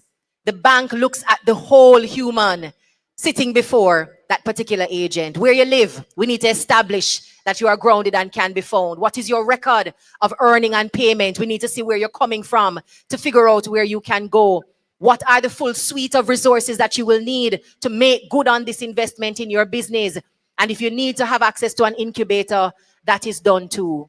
Our children deserve no less than a full investment in the whole life experience from infancy right up to their tertiary level education. And the People's National Party will in fact deliver. Now, as we heard that approach to scaffolding around our children, the different things that they will need to build that towering strength that of course is going to impact our economy, there is a foundation on which these things must also be built. And I have joining me for our first of three panels, two men who understand very well what it means to build and to sustain what is built based on the portfolios they manage, the enterprises that they run, the hardline negotiations they've had to do in and outside of government. And I would love to hear from each of you. First, we have Philip Paulwell, who joins us to speak to the concept of digital access and what people will need as part of the modern infrastructure, reliable energy and affordable energy as well. And I also have joining me on this panel, Mr. Mikhail Phillips, who will connect the dots for us around sustainable and secure access to transportation and road network. So for both of you, you serve in capacities and advocate around issues that form the foundation on which society arguably is built. Let's start first with your understanding of the role that you will play in the next administration. It is quite clear. Our leader has said to us at all our shadow cabinet meetings that for Jamaica to be able to experience true happiness and development, we have to grow the economy. Our economy has been stagnant under this JLP administration. And you're not going to get true satisfaction from our people unless there is appreciable growth. And one of the main factors against growth so far is the uncompetitiveness of our economy. And what has driven that has been the high price of energy. In 2012, when we returned to office, the price of electricity was 32 cents per kilowatt hour. By the time we left office, it was 23 cents per kilowatt hour. Today, the price of electricity is above 40 US cents per kilowatt hour. And that doesn't only affect businesses, but it affects consumers because electricity goes into every aspect of goods and services that we produce. So we have a plan, and we have been dying to get into office to get this plan back on track. Yes, we are still exuberant about getting things done in Jamaica. Now, what are some of the elements of the plan? And we're going to be coming from where we left off, because nothing really has happened in the last 9 years in energy. We had transformed, diversify fuel sources. When we came into office, we were generating electricity, 92% of which was from fossil fuel. By the time we ended office, 60% of our fuel was being generated from LNG. We were close to 20%. For the first time, Jamaica was leading the Caribbean in terms of renewable energy. We established the single largest solar factory in Jamaica, 20 megawatts. And very importantly, Wigton, which was divested recently by the government, was a demonstration of how government can effectively implement a project of renewable energy, and it worked very well. So where are we now? We're going to build on the legislation that we passed in 2015 to modernize electricity. That legislation assumed that we would have been negotiating with JPSCO to end most of those provisions of the license that are not in keeping with a modern society by the year 2020. Mr. Vaz is just realizing now that the license is coming to an end in 2027. We wanted it to end in 2020, and we have precedent for that because it was our administration that ended the 50-year license of cable and wireless.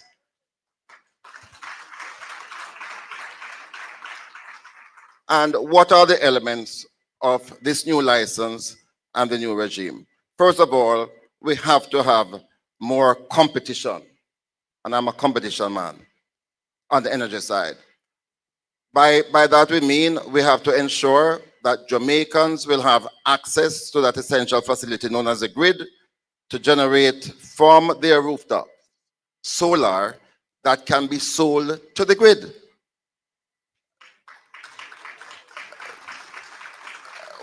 We have termed our plan Power for the People. Power for the people. And secondly, we also have to do a lot more in terms of large-scale solar generation. I'm a solar man because when we did that first solar project in 2014, the price of solar electricity was US 19 cents per kilowatt hour. Today, you can generate using the solar panels, the inverters, and batteries at below 10 US cents per kilowatt hour, and we don't have to pay for the sun. So we are going to be embarking on a revolution to bring the price of electricity down, focusing on solar energy. One element that we are going to tackle up front is the fact that so many of our people are so poor that unfortunately they steal electricity. And you and I pay for that, up to 20% of the bill. We believe that the government ought to take responsibility for assisting our brothers and sisters to meet that need, what has become for us now a real right to have electricity, because in this modern society you cannot. And we have done all the experiment, we have done the engineering, and we are going to be outfitting in many of our poor communities microgrids, using solar again to generate electricity. And I can tell you, and Florida is going to be happy with this, the PNP government is going to be building 50,000 homes in our first term. And each one of those homes will have solar facility generating electricity free of the grid. And finally, because I could go on all night, there are some inherent, I believe, unconscionable features of our system of electricity. Firstly, I believe that consumers ought to be given more power. I find it totally unacceptable that you can have fluctuating voltage that affects a person's appliances. And then when you report that your fridge is damaged, they will tell you, but if you read the fine print of your contract, you will see that we have excluded ourselves from liability. That is going to change. We are going to make those unfair terms and contracts unenforceable. Unenforceable. And because I want my brother to be able to say something, I will yield to my brother. Thank you very much, everybody. All right. Thank you very much.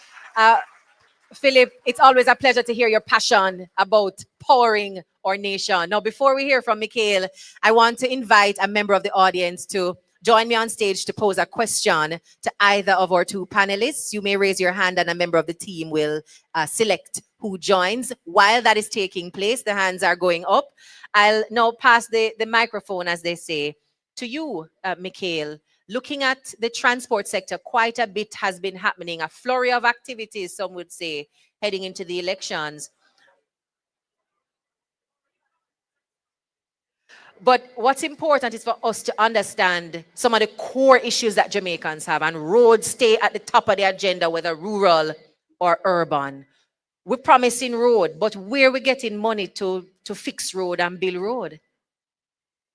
Well, let me start out by saying that where public transport is concerned, we, the People's National Party, don't consider those who participate, the investors in the public transport sector, as thieves and rapists. We see them as investors in an industry that is a part of the growth of the Jamaican economy. Now, we remember that the JUTC was formed by the People's National Party in 1988. And that came at great sacrifice to not only the franchise holders, but to the taxpayers. And if we were to look at the JUTC now, to when we left government in 2016, we can see the degradation of the JUTC under this administration. So in 2016, we had 450 buses rolling out on a daily basis compared to under 300 today, even with over 200 new buses.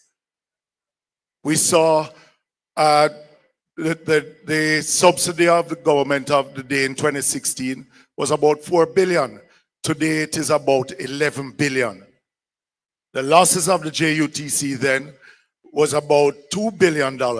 We're looking at about 11 billion for this financial year. And when Darrell Vaz is completed with the JUTC, we should see about a $17 billion loss this financial year. So we understand transportation. And we, as an administration, look at the ride sharing also, that we believe that those who participate in the ride share industry in Jamaica, and we do welcome competition, but they have to abide by the rules and laws of the country that they're operating in. Because we can't have those who participate in the public transport sector who has to apply for a PPV license, and then those who operate on the app decide that they operate utilizing the white plates, while we have young men are being prosecuted for running robots using the same white plates. So we want equity for all in the transportation industry.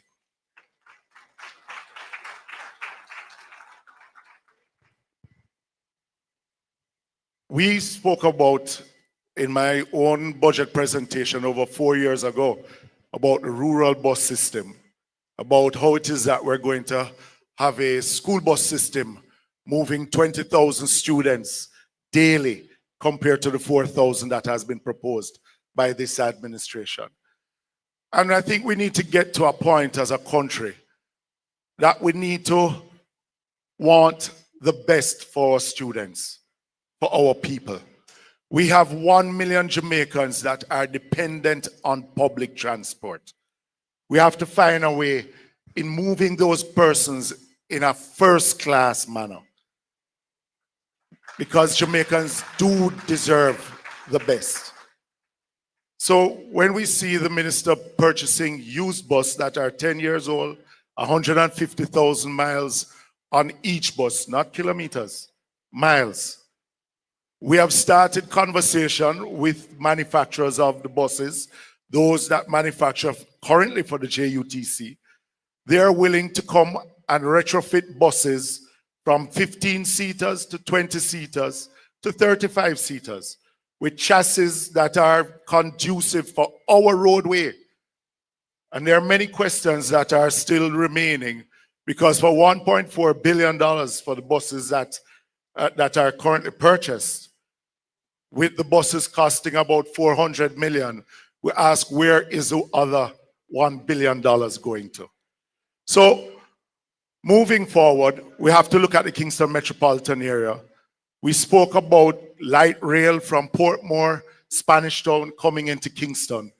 We're talking about how it is that we build modern transportation center in rural Jamaica and all across the island, in our town centers, that can facilitate Jamaicans, not only the bus drivers and the taxi drivers, but also those commuters that have to take public transport. When we look at our roadways, we have to go back to a dedicated fund in financing our 27,000 kilometers of roads right across the island. We have proposed that looking at the lengthman system and also a road maintenance system, that we are going to be debushing our roadways on a quarterly basis, not once a year. That is being done now. How it is that we get grade 3 contractors and grade 2 contractors involved in a road maintenance program, that we will be maintaining those roads on a quarterly basis or half-yearly basis as the finances can afford to. But we see not only the construction of highways and the development of highways, but how it is that we rehabilitate our roadways in the interlands, in the interior of our country, where the majority of Jamaicans do reside. We see that as an important point to the development of the country, not only to agriculture, where we'll have to now partner with the Ministry of Agriculture, not only developing farm roads, but how would we develop community roads? Because not only getting it from the farm, but from the farm to market is also important. So we see road development as a major plank of the growth of the economy, but how it is that we move persons from home to work, home to school, and home to enjoyment, and for a better life for those in the interior of our country.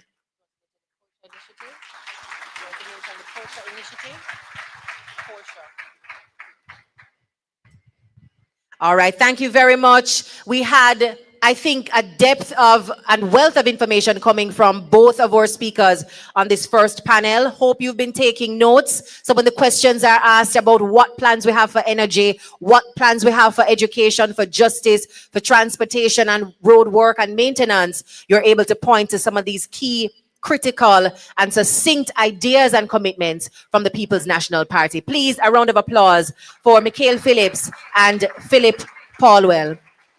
Oh, we're going to ask you to stay with us for a second while we introduce, for an injection of creative energy, ladies and gentlemen, she's no stranger to the stage, no stranger to the microphone, and having seen and heard her perform time and time again, no stranger to speaking to the soul. Please make welcome to the stage the effervescent and talented Jody Ann Pantry.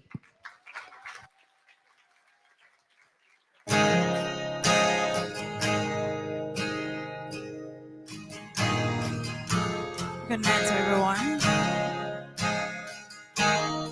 Can we take that from the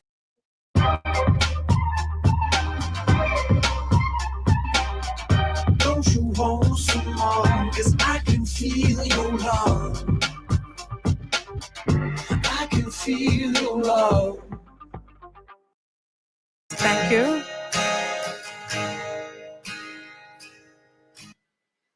Thank you.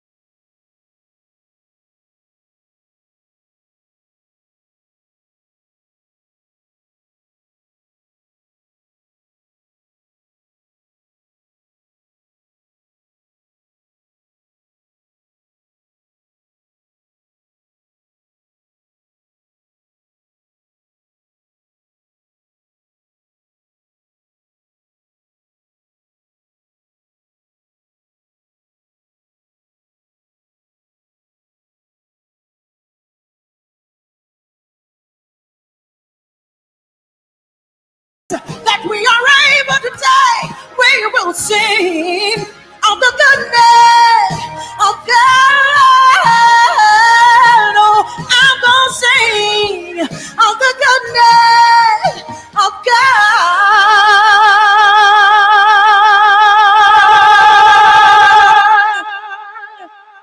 Can I hear a hallelujah in the house?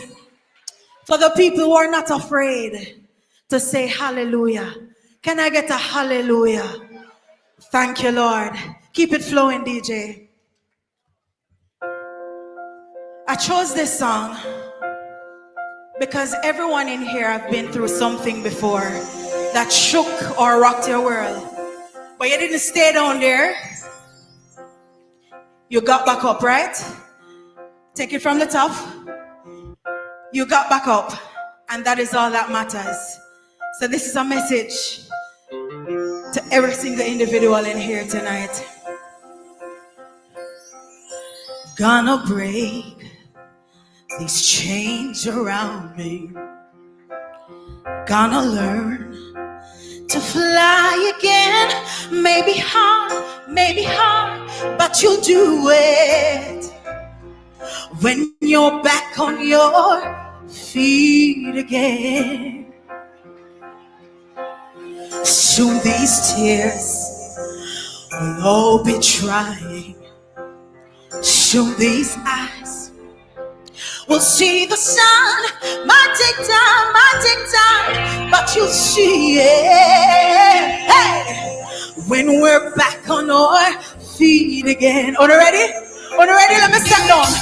When I'm back on my feet again, I'll walk around down the street again, and they'll all look at me again. Hey, and they'll see that you're strong. Hey, gonna hear Jamaica laughing. Gonna hear the voices sing. Won't be long, but I'll feel it when we're back on our feet. Everybody stand on your feet, when I'm back on my. Hey, I'll walk around down the street. All right. Hey, won't be long till I hear it. Everybody, when we're back on our feet again. One more time for the chorus. When we're back on our feet again, I'll walk around down the street again. Hey, and they'll all look at me and say, you were very, very strong. PNP is not going back again. We will keep to our words and promises over and over again. No, we're not gonna crumble or falter. No. We will learn to be stronger.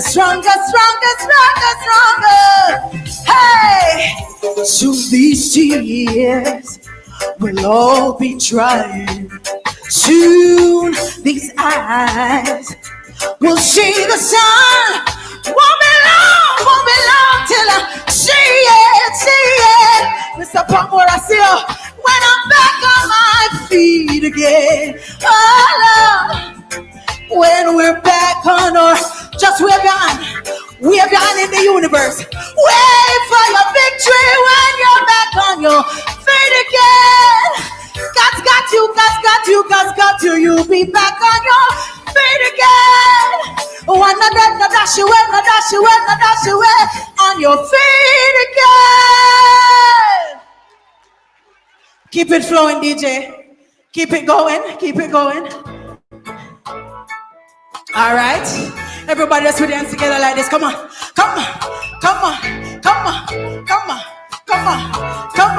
Are we exiting?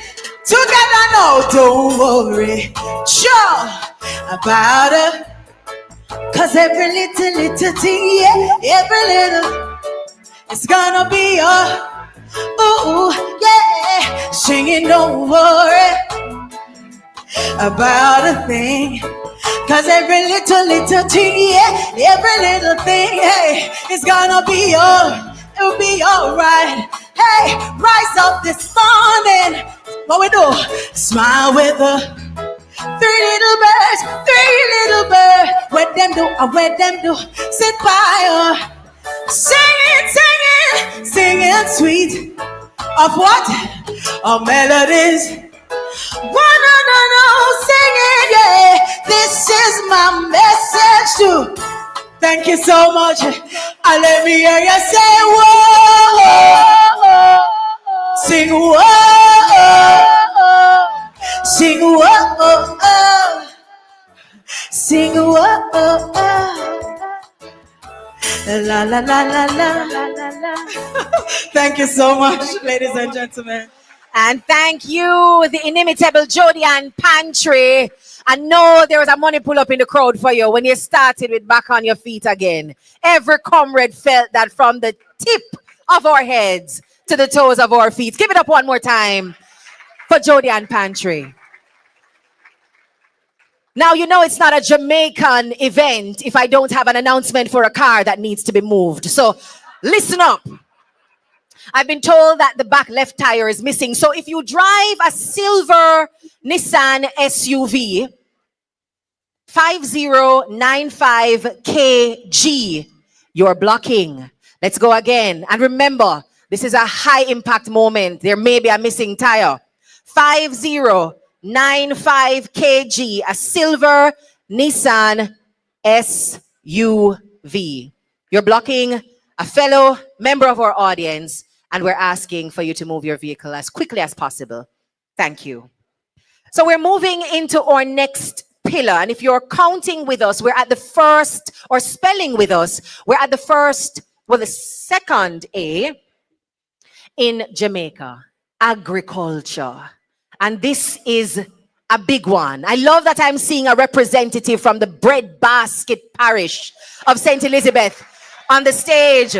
So, not in order of seniority this time, but of course, from the delicate, the most refined to the medium refined, because I'm not going to say my Gensec is not refined, okay? So please welcome to our stage today the MP candidate for South St. Elizabeth, coming to us, Miranda Wellington, a firebrand on the ground, ready to show up for her people in the nation's parliament, and of course, our General Secretary and MP candidate for Eastern Westmoreland and the party's spokesperson on agriculture, Dr. Dayton Campbell. So let me start with Lady Miranda, because you are now in a very interesting position. You are seeing what life is like in that Breadbasket Parish, how much of our nation's food resources really rest on the success of that parish, and for farmers to get what they need to provide for our nation's tables. What do you see as some of the critical areas for solutions to jump in immediately from a People's National Party government? What do your farmers need from you? My fellow Jamaicans, my comrades, and of course, special shout out to my future Prime Minister, Markie G. I am from the Breadbasket Parish indeed, and all Jamaicans know that our farmers are the heartbeat of our economy. And we want to bring back a sense of dignity and independence to our farmers. But firstly, we have to look at what are the ways that we can empower them again.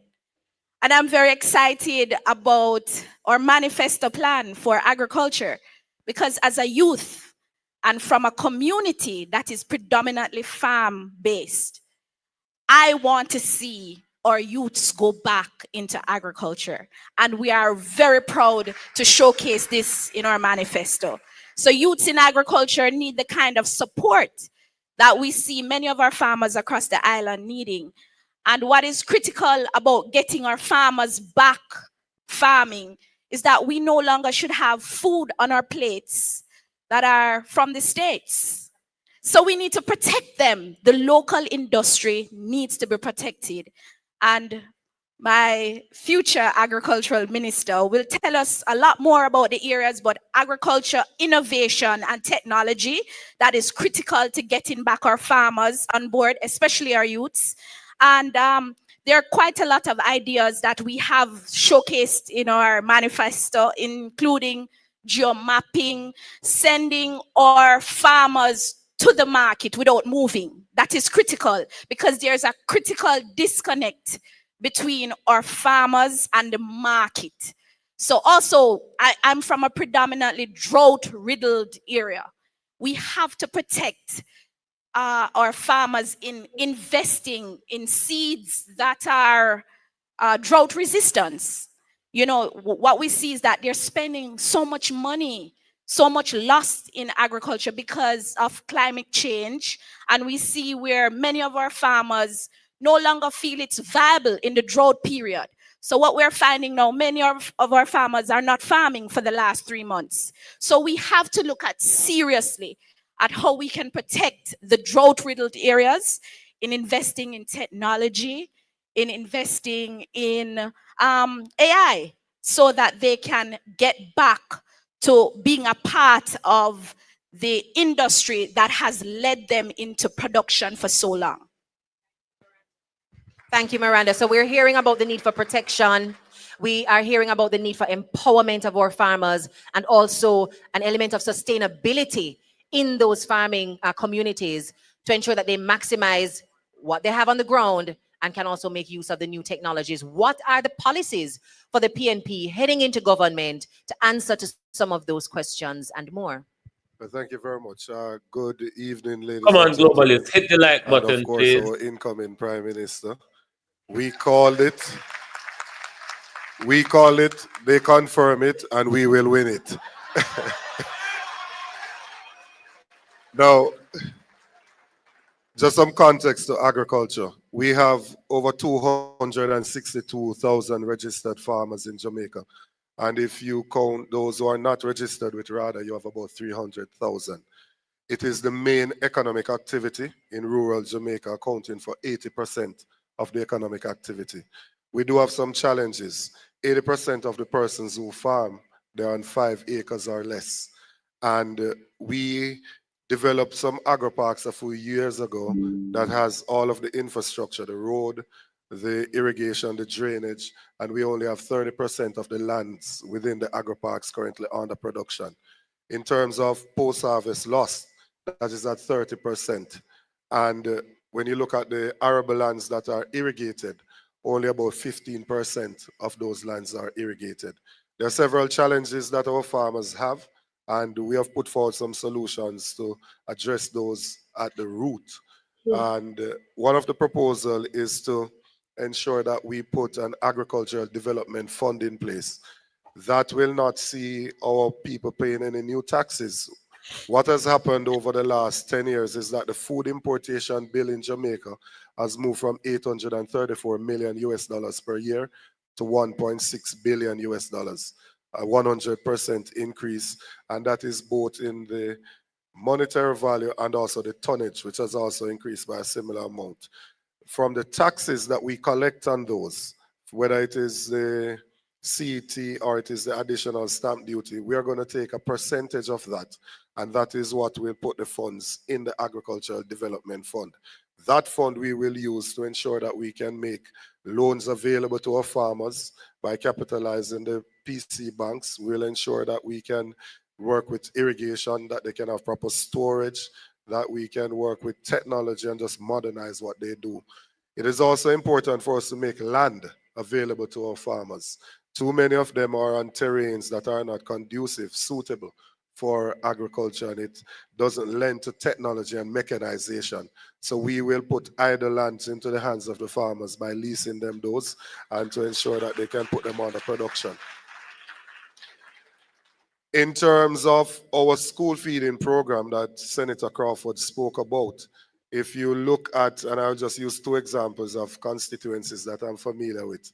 If you use Eastern Westmoreland, if you're in the Darliston area, you have Darliston Primary, you have Maud McLeod, just outside you have Enfield, and you have Chantilly. What we will do is, in order to provide that one warm meal, we will have our farmers produce those things. So the schools will have to do the menu and tell us what the needs are.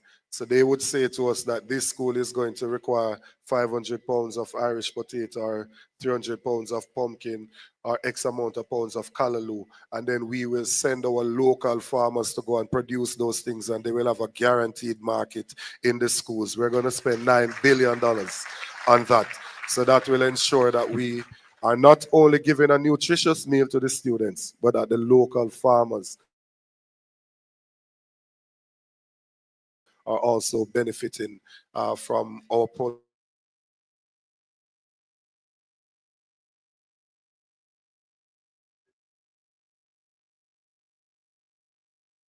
production in these areas will be export driven. So the items that we have a competitive advantage in, our spices, our yam, those items, our Sea Island cotton, those are the things that will be produced in those areas, and then we will increase what we earn. So there's currently a tremendous imbalance between what we are importing and what we are exporting.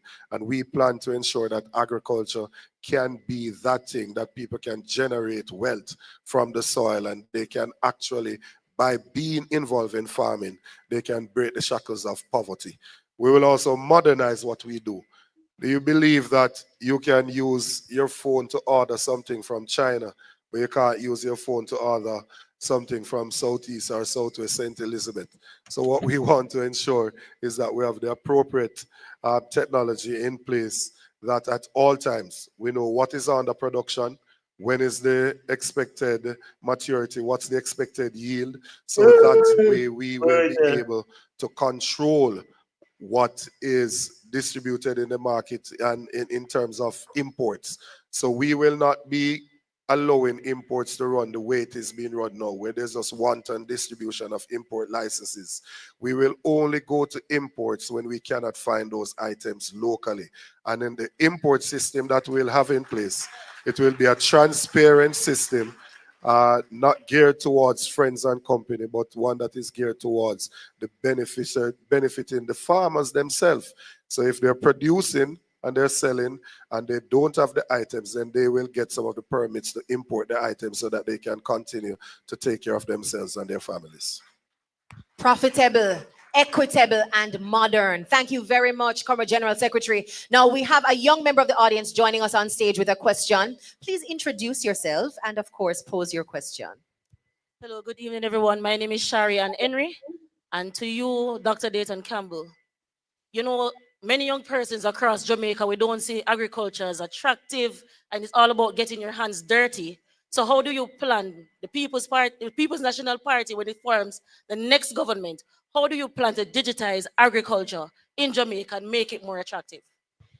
Well, it is important for us to adapt to newer technologies if we're going to encourage or entice more persons to come into agriculture, young persons, female, into agriculture.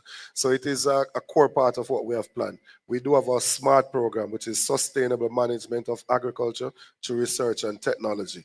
So if you look at a youngster that would be out there now watching their parent plant an acre of lettuce, if that person was to use a hydroponic system, which doesn't involve soil at all, because what you need for things to grow, you need three things. You need sunlight, you need hydration, and you need nutrients. So by using a hydroponic system, if you set up, say, a 5,000 plant hydroponic system, and lettuce on the hydroponic system would take 5 weeks for it to mature, as opposed to 10 weeks in the soil, you would be able to plant 1,000 seedlings each week, and therefore after 5 weeks you'll start reaping 1,000. If each comes to a pound, you'll be reaping 1,000 pounds per week. If you're selling lettuce at $250,000 a pound, you'll be making $250 a pound, you'll be making $250,000 per week.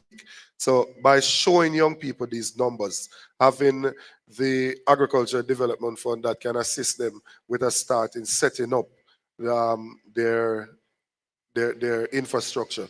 We envision from that we'll be able to entice more persons to get involved in it. We'll also be focusing on backyard farming and urban farming so that more people can see the value of agriculture and can produce things even for their household needs. So it is something that we'll be working with the schools to just change the mindset. We were taught in a way that it is when you fail that you take up agriculture. A common saying in country is that, the children don't make it and say, "Me have 2 farm for fear," or whatever it is, to suggest that it is when you do not excel academically, you go into farming. We want to change that mindset to make agriculture into a real career choice and show that you can generate wealth from it. Dr. Campbell, I just wanted to add to that.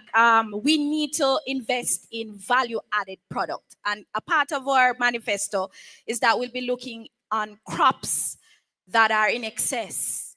And we have to look at the other ways to make it profitable, because many of our young farmers may not be interested in the dirt farm, but the value-added products, such as our canning goods, teas, seasonings. And we have to look at the juices, the secondary level to production in agriculture. And I just wanted to add to that also, we have to look at the fact that we have to give our farmers a start again.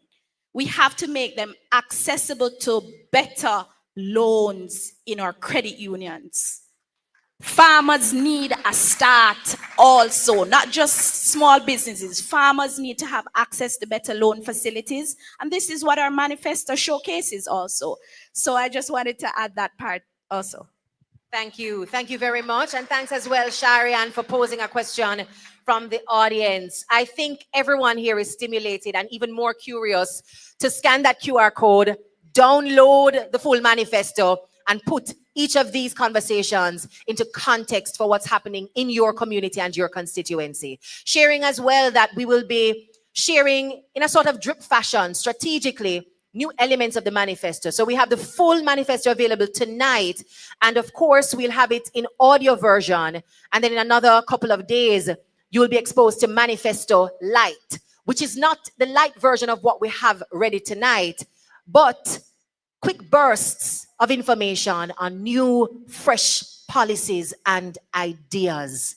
So when it's time for Manifesto Light, I want to make sure your belly is full from the Manifesto Heavy, so that we can have dessert together and explore what more is in store with the PNP. Thank you very much, Miranda Wellington, Dr. Dayton Campbell, and Sharian Henry. We're asking you to stay on stage as we make welcome another member of the creative and performing arts industry. Her name on her birth certificate is Janelle Owens, but as a performer, you may call her Yinga. Please welcome our violinist this evening, Yinga.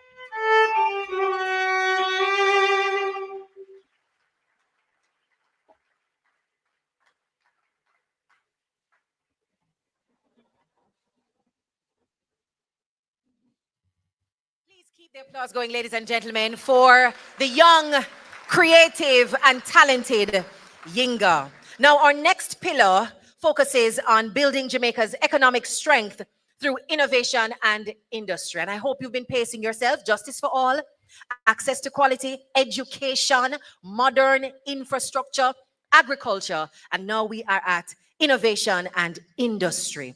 It's important for us to transform our economy, create new sectors, modernize traditional ones, and ensure that Jamaicans like Yinga, like Jody and Pantry, who have creative impetus and talent, have the opportunity to access resources and global markets.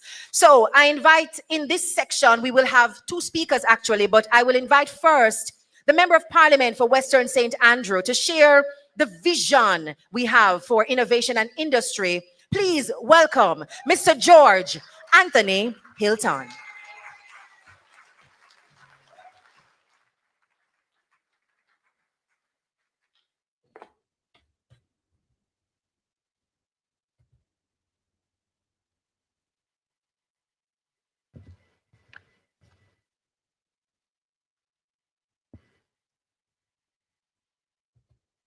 All protocols observed, and I want to specially recognize our next Prime Minister, Mark Jefferson Golding.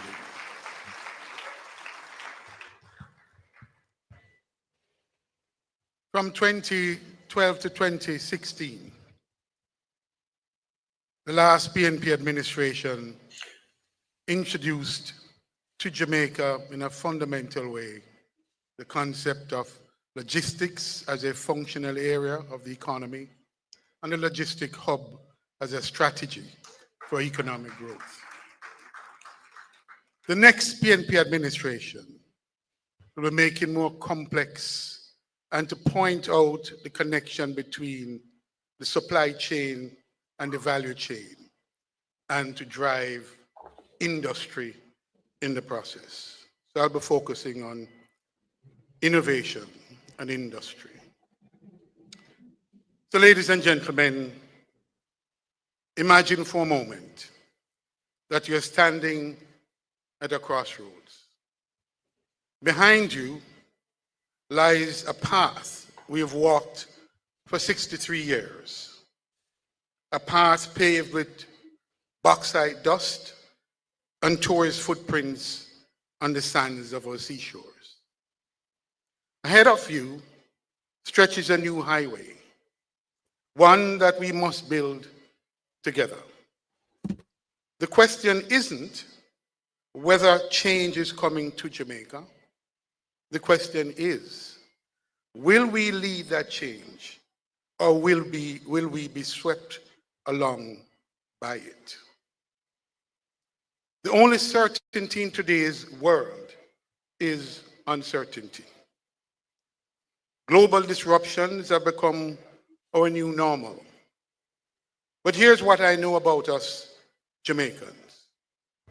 We don't just survive disruption.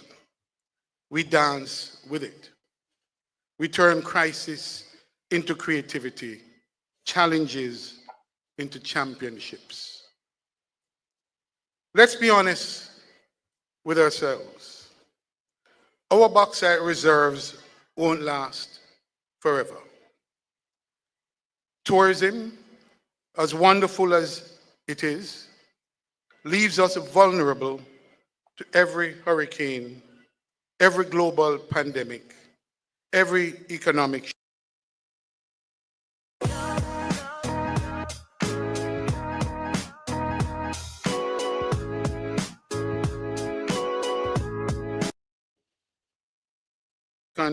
threat has undermined economic resilience and stifled domestic productivity,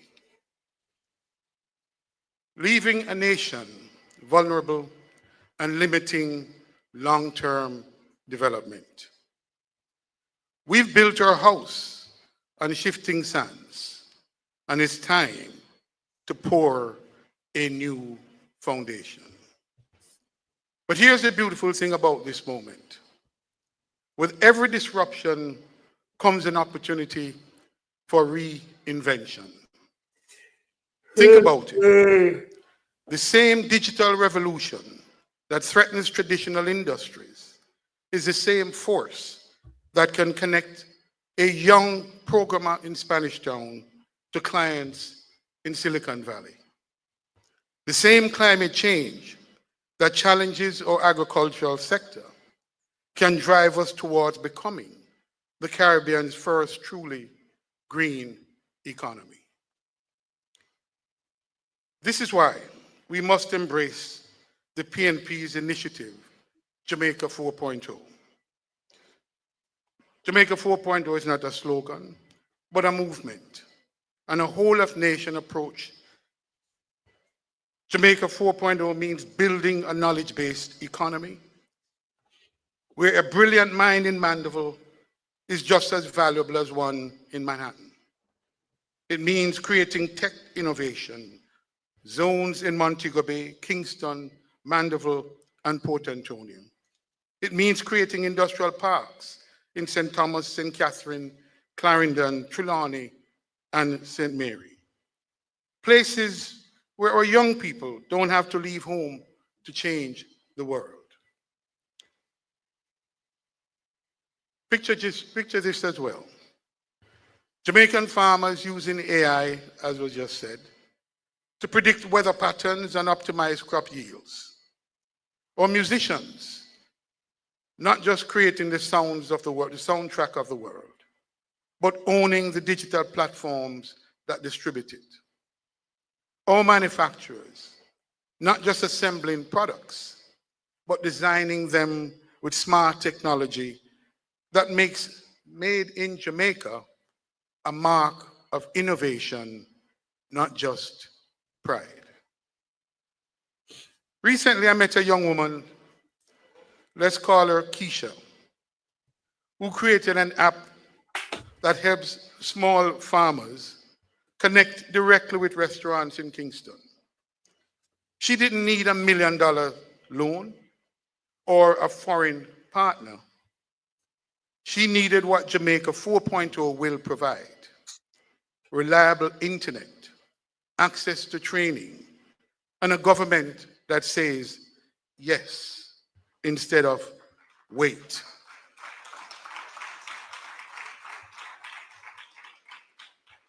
But transformation is not magic. It's policy, it's methods, it's processes, it's strategy. It's all of us working together.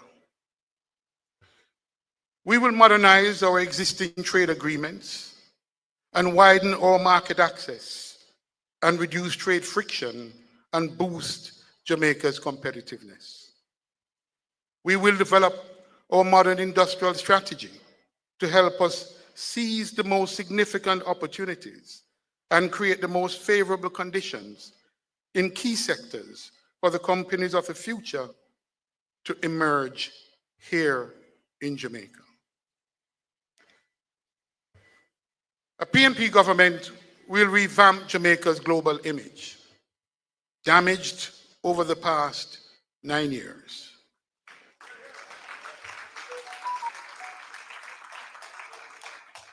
To promote Made in Jamaica as a badge of quality and reliability, and launch an aggressive country branding and investment promotion campaign.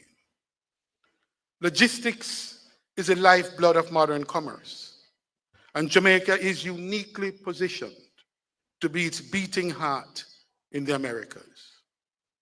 We will build logistics hubs that position Jamaica as the gateway between the Americas and the world.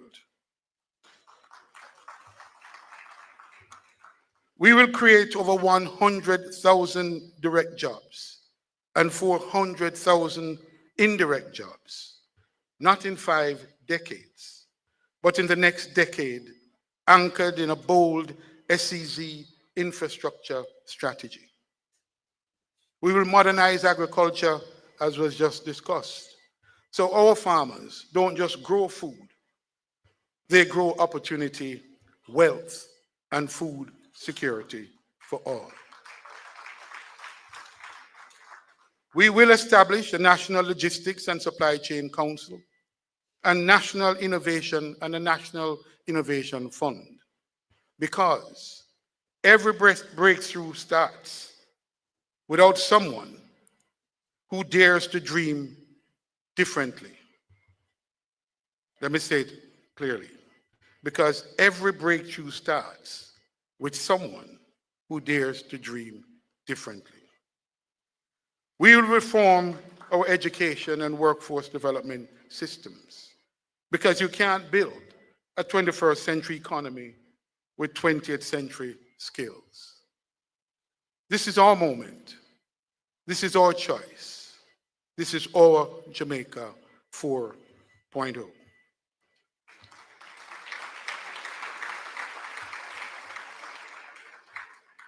We won't just extract, we'll create.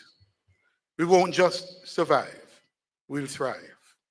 We won't just participate in the global economy, we'll help to shape it. 63 years ago, our parents and grandparents chose independence. Today, we must choose innovation.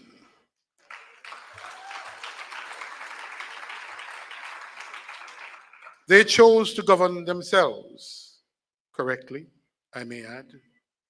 We must choose to grow ourselves.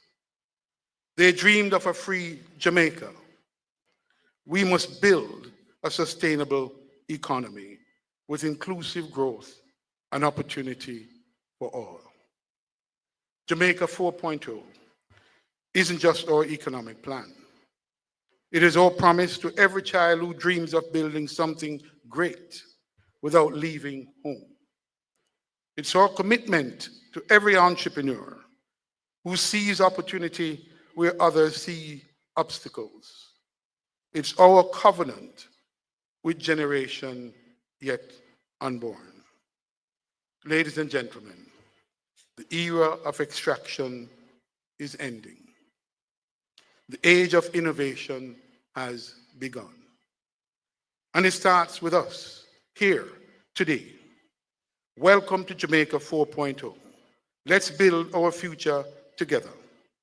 I leave you with the following video presentation, 2 minutes video presentation. The future of Jamaica 4.0, logistics hub implemented. Time come.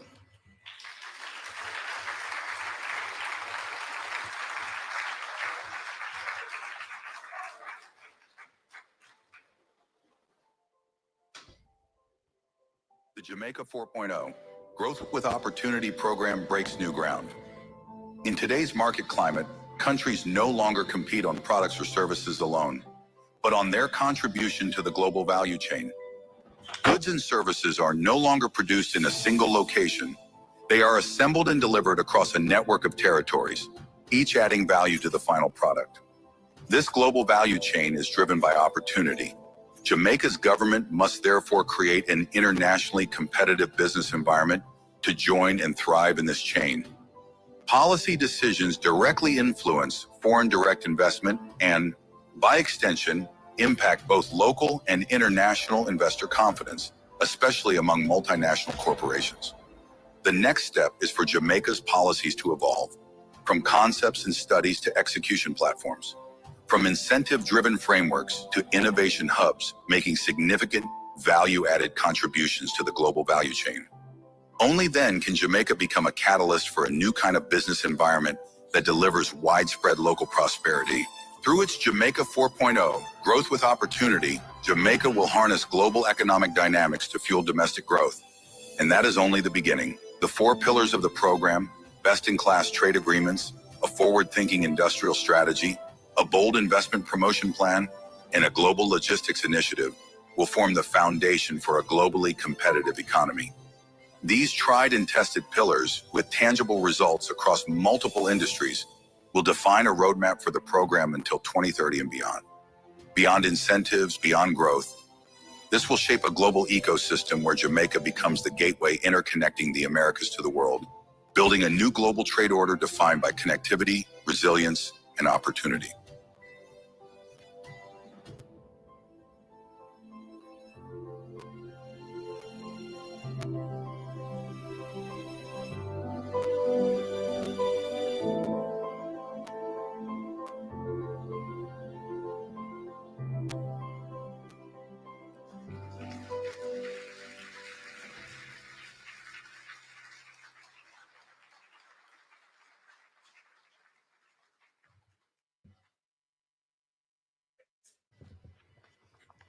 And now I have the privilege of introducing one of our young, vibrant candidates, Miss Danishka Williams, Southwest St. Anne, to address culture and the creative industries.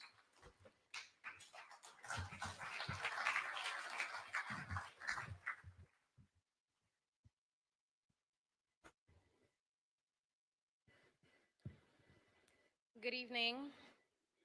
Let me also observe all protocols, but a very special good evening to our next Prime Minister of Jamaica, Comrade Mark Golding. Jamaica's cultural identity is one of our greatest treasures and one of our most valuable assets globally.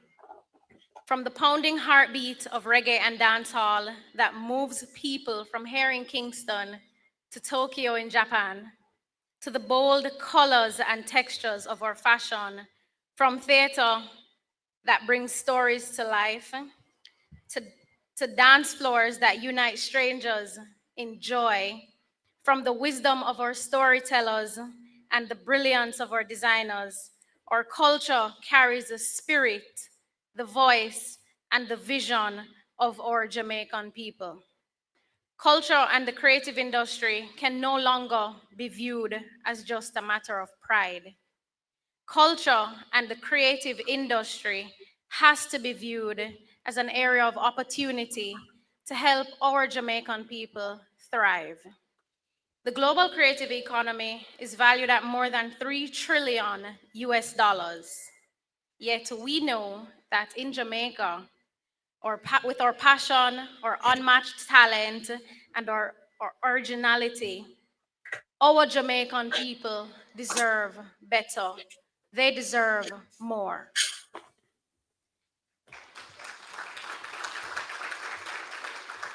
Time come for us to put our creatives first and ensure that the work that they put in are put on the global stage so that they can also thrive. Because as Bob Marley has done, we know there are many other creatives in Jamaica that can do the same and more. The People's National Party believes that culture and the creative sector are not just about entertainment and artistic expression. It is a serious driver of economic growth, of job creation, and innovation. It is a vehicle for community transformation, and it is a pathway for our young people to turn their dreams into reality and into viable careers. Today we say, time come to invest in our people, to protect their work and to build the infrastructure that will take Jamaican culture further than ever before. Our approach is clear, our vision is bold, and our commitment to our people remains unwavering. First, we will invest in the creative industry like never before, establishing a $1 billion creative economy fund designed to support business development, content creation, training, and community-based arts. We will create a creative industry park and music heritage museum in none other than Trenchtown, honoring our icons while nurturing the next generation of talent. And across the island, from Portland to St. Anne to Westmoreland, we are improving small studios, creative hubs, and community venues so no corner in Jamaica is left out of this creative movement. And secondly, as one of the youngest candidates here, we are proud to say that we will also be investing in our young people, placing special focus on youth employment and capacity building. We will open doors for our young people through internship and mentorship in every creative field. We will retool the Creative Production and Training Center, the Media Technology Institute, with cutting-edge training in film, animation, in music, and audiovisual production. And from early childhood classrooms to adult learning centers, we are prepared to expand the cultural curriculum. Because creativity is not just an inborn gift. We know it must be nurtured at every stage of life. The third thing we will do is strengthen business development and regulation for creatives. Through Jamaica Creative, appreciate you. Through Jamaica Creatives, we will help artists and innovators become investment ready and market their work globally. We will introduce a national business certification program for creatives, revise outdated trade policies, create special entertainment zones that are properly planned with community input. And I've identified one in my constituency, and I know my colleagues have done the same. And we will simplify entertainment licensing through a single national system. Fourth, we will ensure policy reform and institutional strengthening. We will reinstate and empower the National Cultural and Creative Industry Commission, streamline government agencies to remove duplication. And if you're in the industry, you know how important that is. And ensure that public funds for creative projects are spent transparently and fairly. Let me go again. We will ensure that public funds for the creative projects are spent transparently and fairly. We will repatriate important Jamaican artifacts held overseas and modernize our museums and galleries. And yes, we will bring back the cultural passport program so our young people can put the devices down and experience the richness of our Jamaican culture firsthand.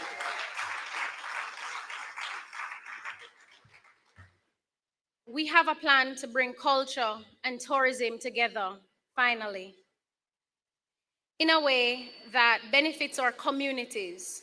We will work hand in hand with the Ministry of Tourism to reinstate and promote community festivals to ensure that Jamaican culture is at the center of our tourism identity.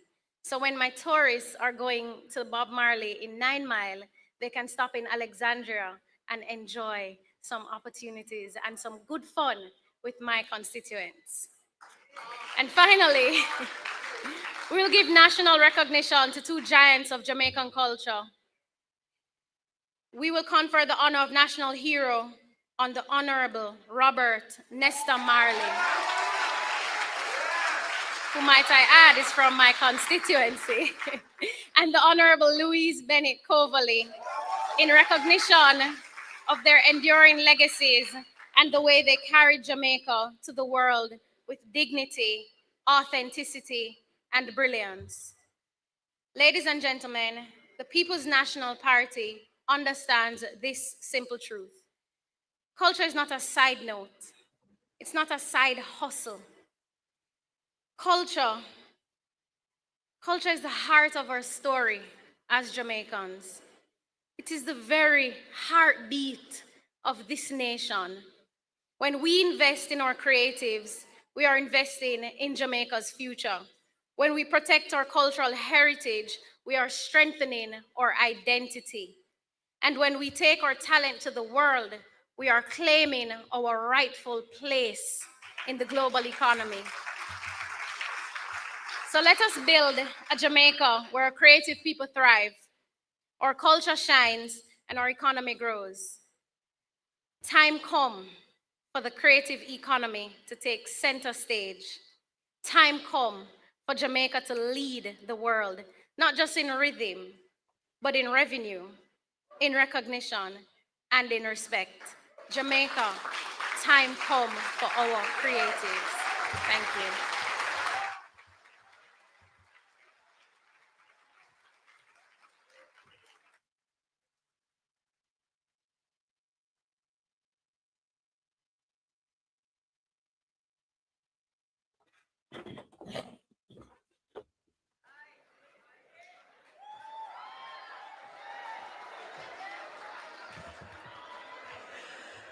Ladies and gentlemen, I could not have said it better to round out that conversation on innovation and industry. Culture is not a side note, it's not a side hustle. It is truly the soul of our nation. Give it up one more time for our two representatives this evening, exploring what innovation and industry will look like under a PNP government, MP Anthony Hilton and MP to be Danishka Williams. Now, our next speaker and presenter is no stranger to those of us who walk the hallowed halls of TikTok daily. He is known for creating some of the most engaging pieces of content that humor us, but also call us to think deeply about the things we might overlook or take for granted. Now, one of the things I've learned is that it takes a sharp, witty mind and a wise soul to give a good joke. So fun and joke aside, our next speaker is a serious leader and he is deeply committed to not just reforming and tinkering and fiddling with our healthcare sector, but transforming it entirely, prioritizing a patient-first approach to how we treat with our vulnerable populations, and not just centering on healing the sick, but a focus on prevention and wholesome wellness. Please join me in welcoming our speaker to explore our next pillar on Mission Jamaica Love, care for the vulnerable and health services, Dr. Alfred Dawes, the next Member of Parliament for Southeast St. Catherine.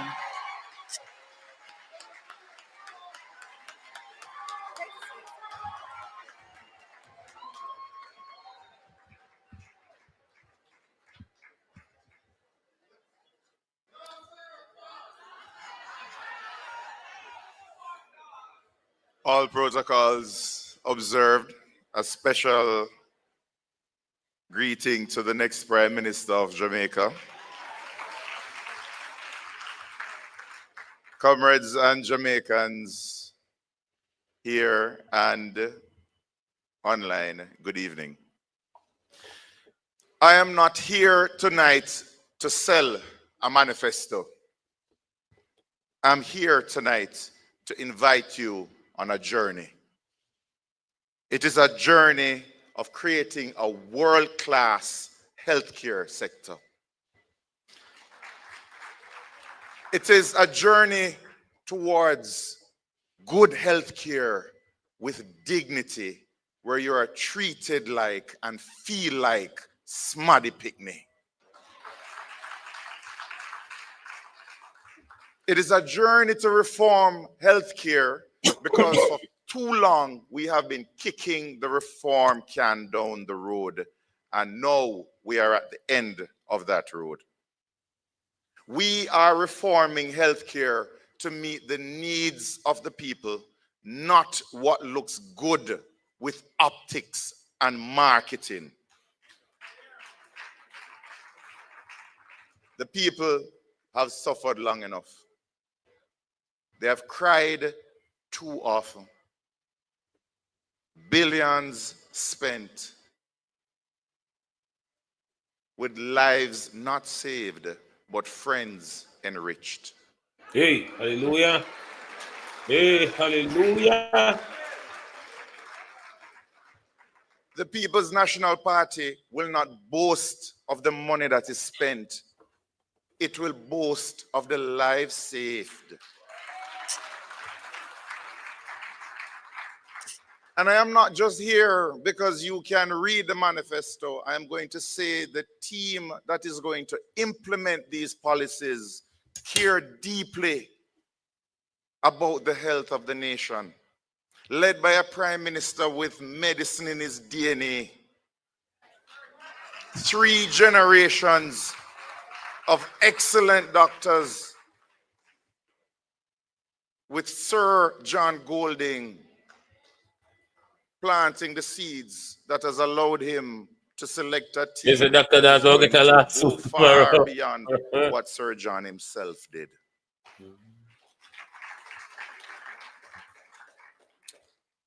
I have been the doctor who decides who gets a bed and who gets to sit in a chair for days because there are no more beds. I have been the doctor who decides who gets oxygen because oxygen is low.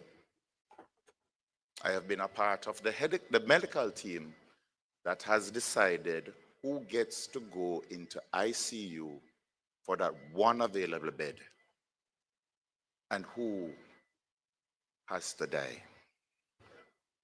And that is not a responsibility that you would want to wish on your worst enemy, but it is a responsibility that is faced every day by our healthcare workers.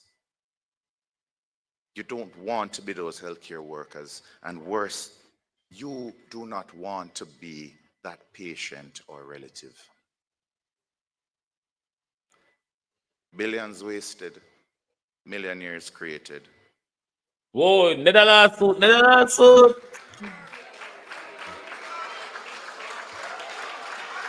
Come your lawsuit mouth tonight, Dr. Daz. Even as more mothers die during childbirth than 30 years ago, more babies are dying than 10 years ago, than 20 years ago. More Jamaicans now are suffering under this healthcare sector.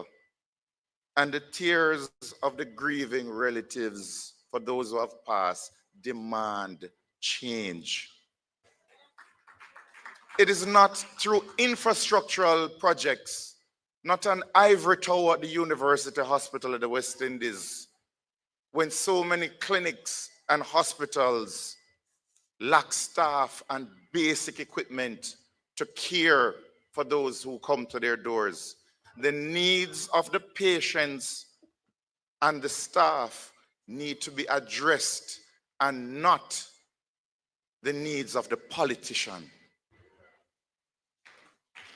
It cannot be that policies are guided by ribbon cutting over service. Nothing short of comprehensive reform of the entire healthcare sector is acceptable. The regional health authorities, over 20 years now, we know that there is needed some level of reform, and we will make those painful reforms. We will change administrative functions. We will fix the wastage of money. We will drill down on the procurement issues that are facing the Ministry of Health.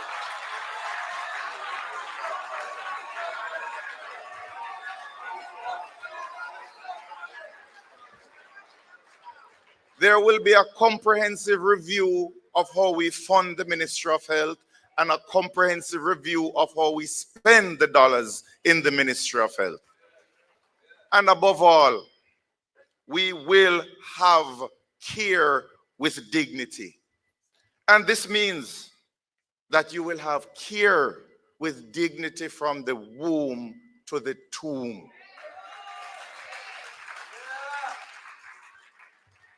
The political will is here tonight, Jamaica.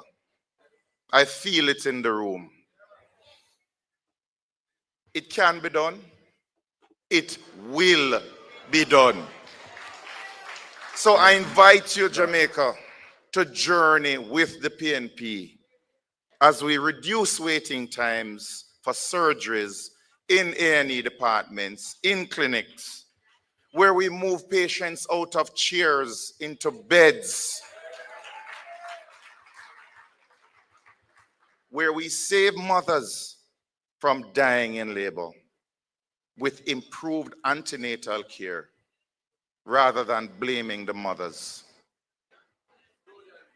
We will end the lies that a dead baby a day at the Victoria Jubilee Hospital is due to prematurity by building a proper neonatal ICU at the Bustamante Hospital for Children, for ensuring that timely surgeries and interventions are done at Bustamante, the largest pediatric hospital in the English-speaking Caribbean, by having a proper CT scan and MRI for the first time, instead of having those children and babies carted over in the cold air to KPH.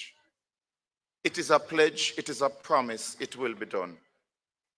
Join us on a journey towards improved emergency services with proper ambulances, where we will allow patriotic Jamaicans, families, businesses to adopt an ambulance and take care of the maintenance, so that ambulance will always be on the road and available in the case of an emergency.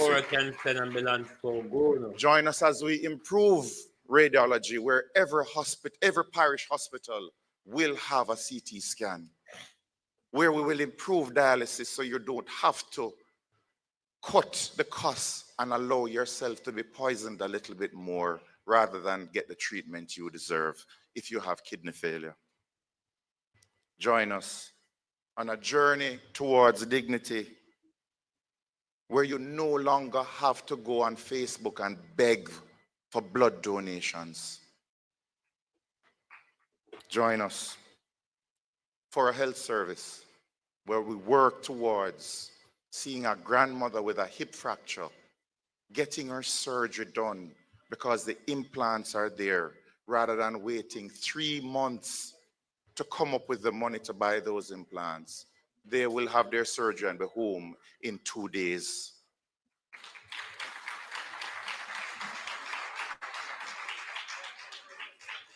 We are on a journey to create a primary care sector system where if you can't afford to go to the clinics will come to you with home visits through community health aides, where you will be screened, and we will manage the diabetes better. We will manage the hypertension better, so that we will have less strokes, less amputations.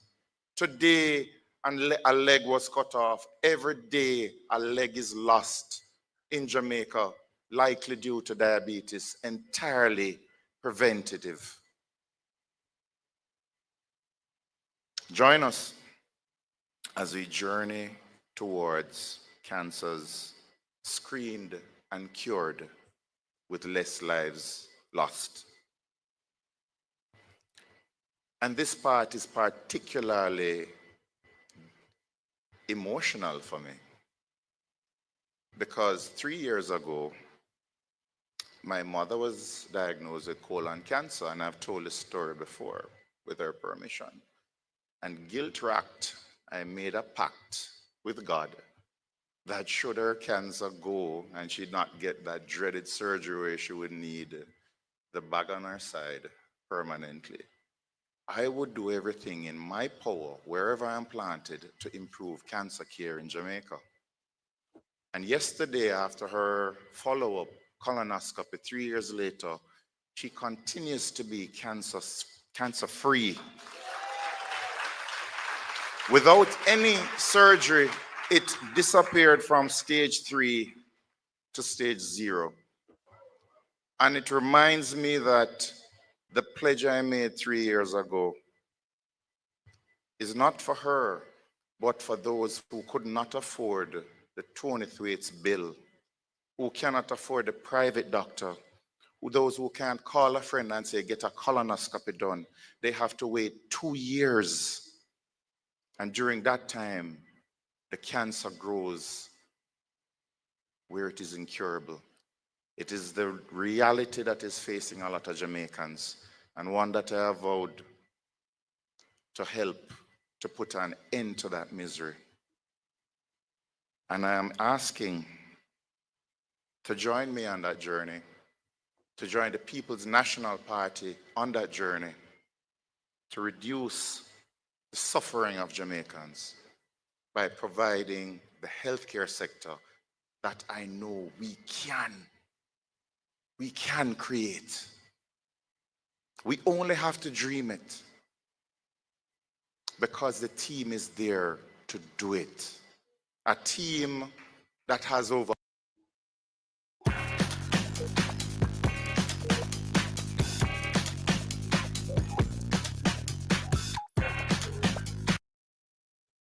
saddled by debt and austerity.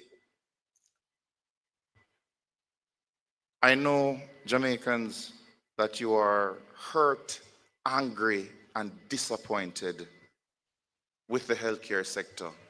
But it is that same hurt, anger, and disappointment that gives us all hope. Because now you are demanding, for the first time since universal adult suffrage, that health be a priority in a general election.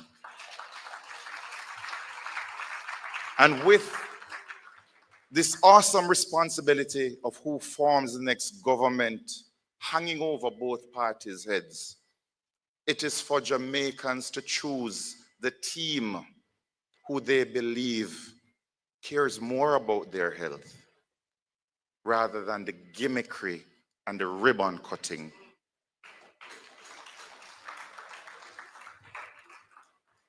I know Jamaicans on September 3 going to the polls will make healthcare one of the reasons why they vote for the People's National Party to enact the reforms that we need. Our parents, grandparents who have gone before us, they demand it. Our children, the next generation, require it of us. We have an excellent opportunity now to fix healthcare for generations to come. Let us not waste it. Let us do the right thing.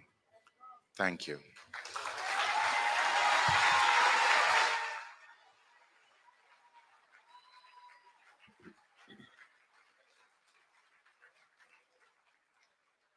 Must Dr. Campbell go come next? No, agriculture do already, isn't it? Yeah, what's the next? The man for the mission and the moment, ladies and gentlemen, you heard it for yourselves from Dr. Alfred Dawes. For us, as a People's National Party, health is more than just hospitals and medication. It's about the human being, or Jamaican brothers and sisters, mind, body, and spirit, supporting them through wellness and long, healthy lives. One more time for Dr. Dawes. Now, before we move to our next pillar, I want to take a moment to reflect on the values that have to guide us as leaders and citizens. At the heart of good governance is integrity, a commitment to serve with honesty, fairness, and respect for every Jamaican. These are not just political ideals, but they're promises that we're making to our country, a pledge, if you will. And one of our clearest expressions of that promise is actually found in the Jamaican National Pledge. Now, if you watched the Grand Gala through and through, you may have seen a disruptive advertisement with our next Prime Minister at the center, reciting same. As a reminder to keep ourselves accountable to the people that we serve, I invite you to stand as we cue up the playing of our Jamaican National Pledge.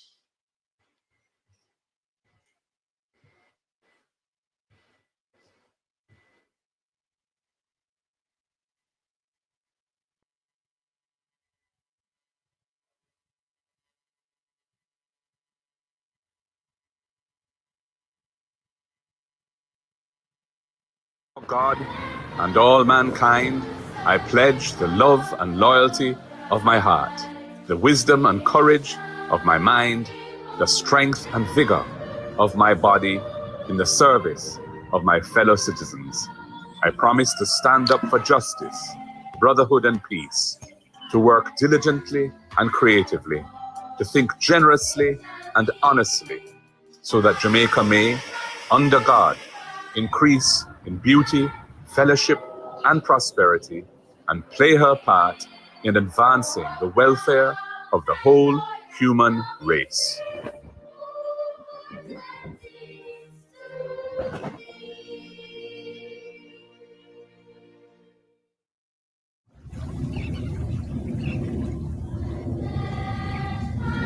Before God and all mankind, I pledge the love and loyalty of my heart, the wisdom and courage of my mind, the strength and vigor of my body in the service of my fellow citizens. I promise to stand up for justice. Next pillar, the final A in Jamaica, as we explore Mission Jamaica Love, accountability in governance.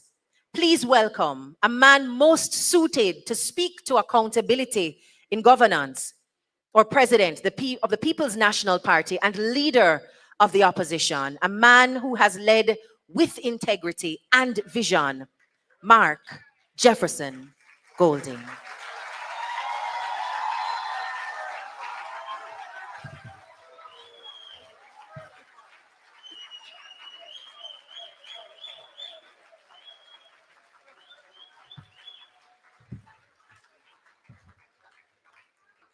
Thank you very much, Christel.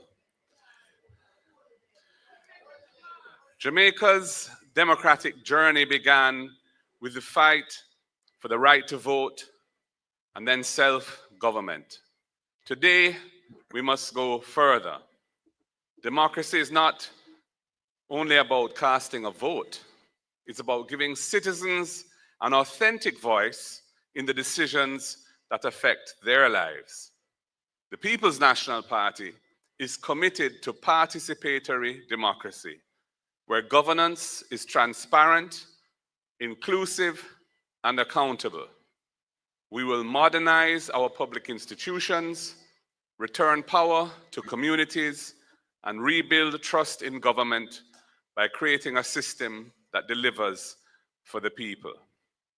Now, earlier you heard some constitutional aspects of this in the introduction of a procedure for impeachment, for recall, for the opposition chairing the committees in Parliament, and I would add unexplained wealth orders. Further to all of those, we must restore and will restore the office of the political ombudsman as an independent watchdog. Yes. Separate from the Electoral Commission of Jamaica. Yes. Hallelujah. We must ensure the independence and effectiveness of the Integrity Commission to enable it to pursue its statutory mandate without fear or favor, including desirable improvements such as the modification of the so-called gag clause to achieve a workable balance between protecting legitimate reputational rights and ensuring timely disclosure in the public interest. I've said in the coming elections, there will be candidates who are under investigation for illicit enrichment, and the voters will not know who they are other than one.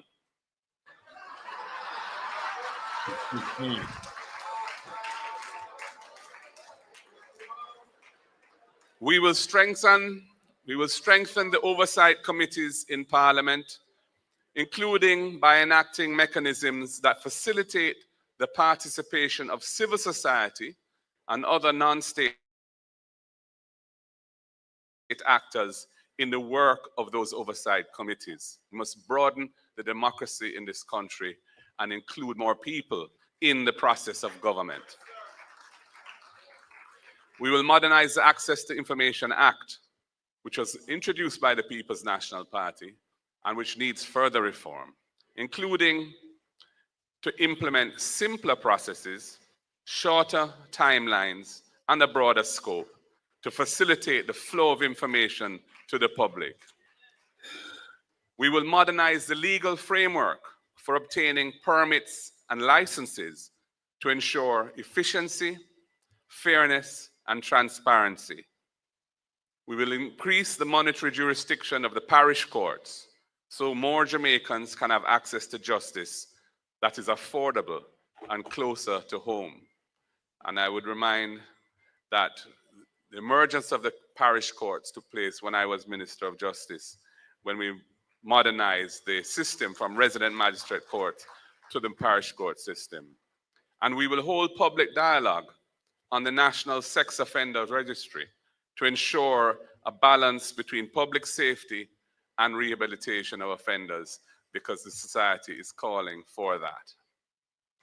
In local government, we will build on the constitutional amendment enacted in 2015 that guarantees a local system of democratic governance. We will review the 3 strategic laws that we passed under Portia Simpson Miller: the Local Governance Act, the Local Government Financing and Financial Management Act, and the Local Government Unified Service and Employment Act, with a view to making necessary adjustments followed by full enforcement of their provisions, which has not happened yet. We will empower the parish development committees and community development committees to create local plans. We will shift focus from constituency politics to community development by expanding the powers of our municipal corporations to make a difference in local people's lives. And we will establish a national People's Assembly, including diaspora representatives, to review laws and shape policy impacting local communities. We will introduce participatory budgeting and local planning, where citizens help to decide the spending priorities, which is contemplated by the 3 strategic laws. And we will create stronger accountability measures for local government, linking funding to measurable performance. Jamaica is demanding broader inclusion alongside greater accountability and integrity in public affairs. And the People's National Party, under my leadership, will deliver on that broad call. Thank you very much.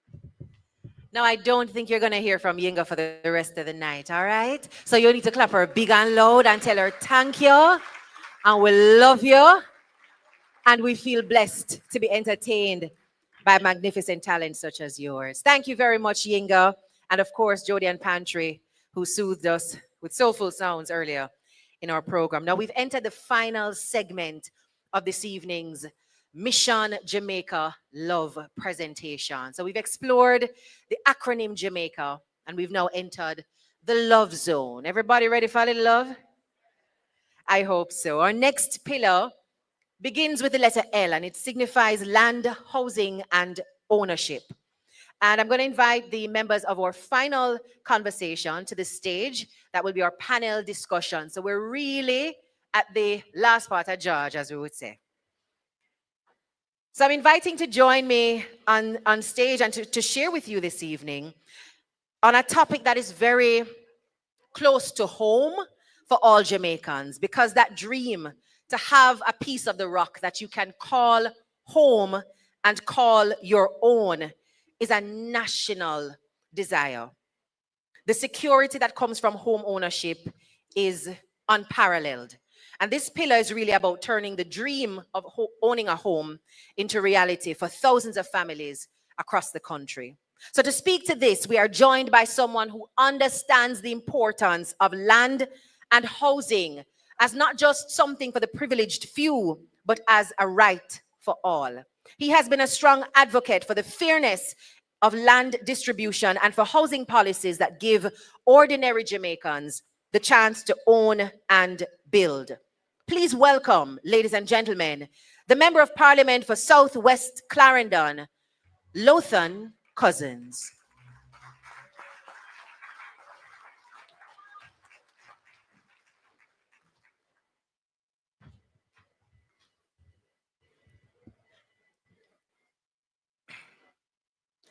My fellow Jamaicans,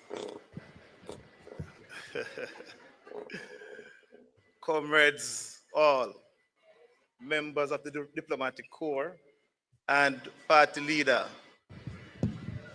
Mark Jefferson Golding, next Prime Minister of Jamaica.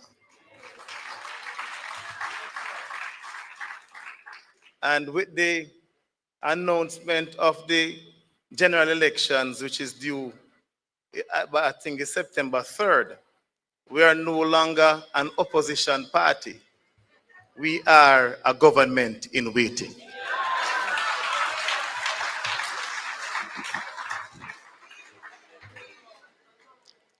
We are also not a party of hype. We are a party of substance.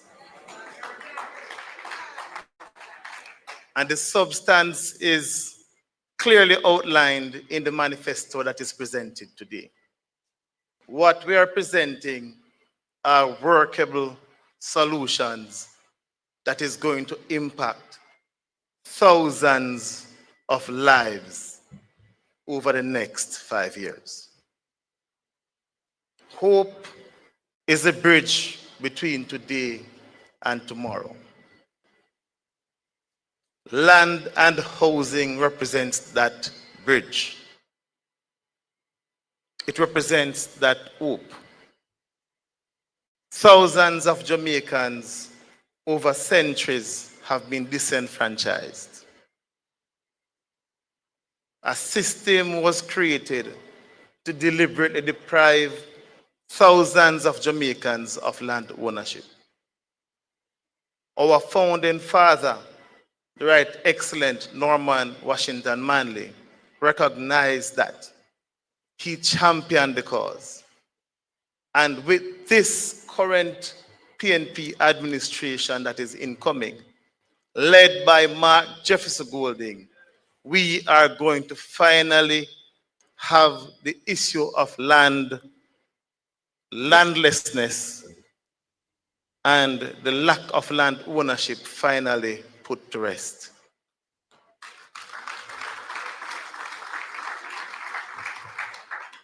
When I closed my presentation in Parliament, I closed with the words of Norman Manley, and I'll begin there. Land represents justice. housing represents dignity. Together, they provide housing, shelter, they provide food. It is the core of who we are as a people. And it is fitting that when we say Jamaica love, everybody knows Jamaica love land, and Jamaicans love land. There's no secret there. 700,000 Jamaicans are currently living in squatter settlements on Crown lands. We intend, as a government, to settle that issue once and for all. And when they say we do not have any policies, even those on the other side know exactly the plans that we have for land. They know it.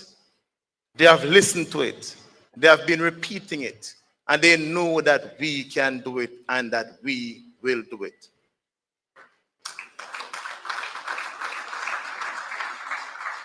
We will reduce the number of years for those who are living on squatter land from 60 to 25 years. That is for those living on crown lands. The law originated in England. England has reduced that to 10 years. It therefore makes no sense as a country for us to have that law which was in place, that was designed to deliberately keep land ownership away from our people, in place in the next PNP administration. We will ensure that as soon as practically possible, the legislation will come to Parliament and that law will be amended forthwith.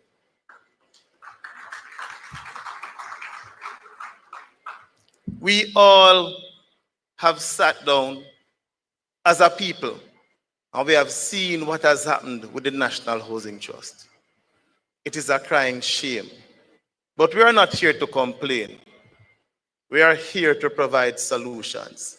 And that is what this manifesto is about. So we are going to immediately end the extraction of the $11 billion every single year from the National Housing Trust.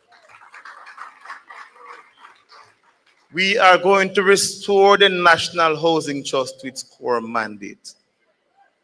All of you in Jamaica and across the world would have heard about our Rent to Own initiative.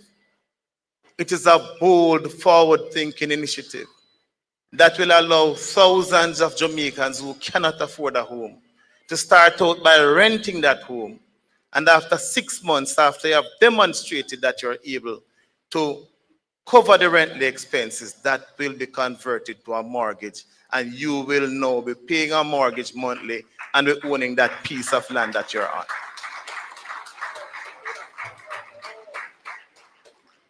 For the young home owners, we have said it before, every single year we are going to make $1 billion available so that you can get not a loan, a $500,000 grant for those who are up to 45 years of age.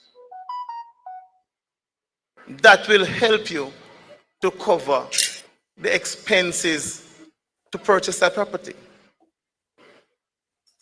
It is trite, it is settled that we have been advocating these policies.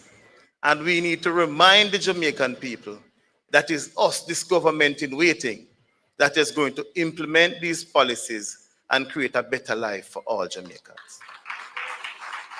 No, Debs, remember me have up my appointment tomorrow, so I'm not going to it is this government who some time ago, a few years ago, when civil servants used to benefit from a special arrangement at the NHT, where they pay a reduced amount for the mortgage every month, that took that right away from the police officers, the teachers, the nurses, and all civil servants. We are going to restore that arrangement. That 3% you're paying now on your mortgage is going to go back to 1% as it was when the PNP was in power. These civil servants go out every day. They sacrifice their lives for us. It is only right that we do what is right and ensure that they can own a piece of this rock.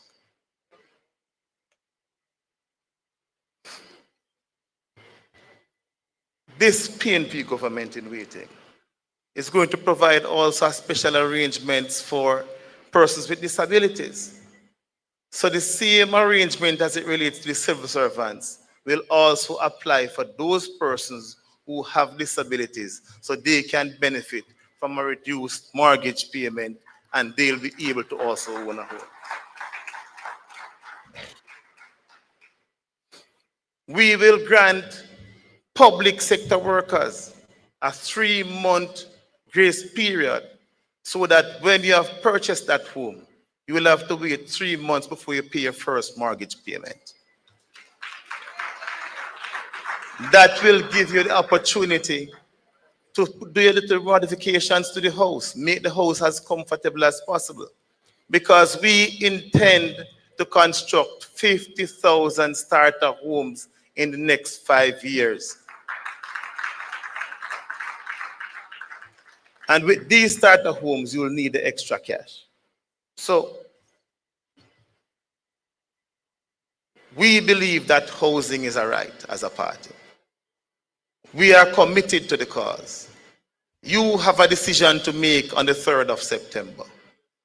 Take a look at the manifesto. Listen to the policies and the plans of the People's National Party. The decision is clear. Time come. Time come for a better Jamaica. And time has come for the People's National Party to be restored to its rightful place as the governing party for Jamaica. The word is love.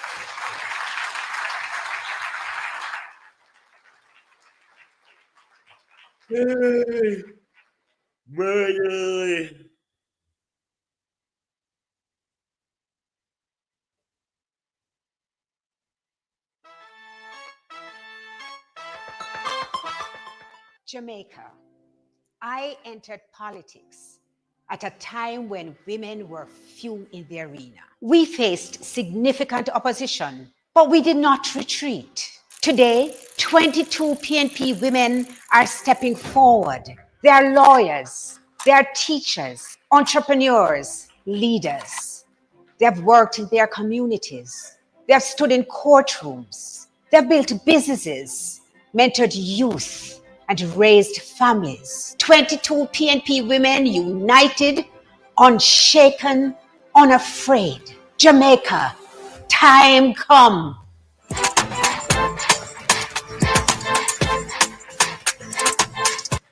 I them tired ladybug, but me a tough it out coming out do not show a morning come have 22 appointment. of our candidates are women candidates heading into the next general election.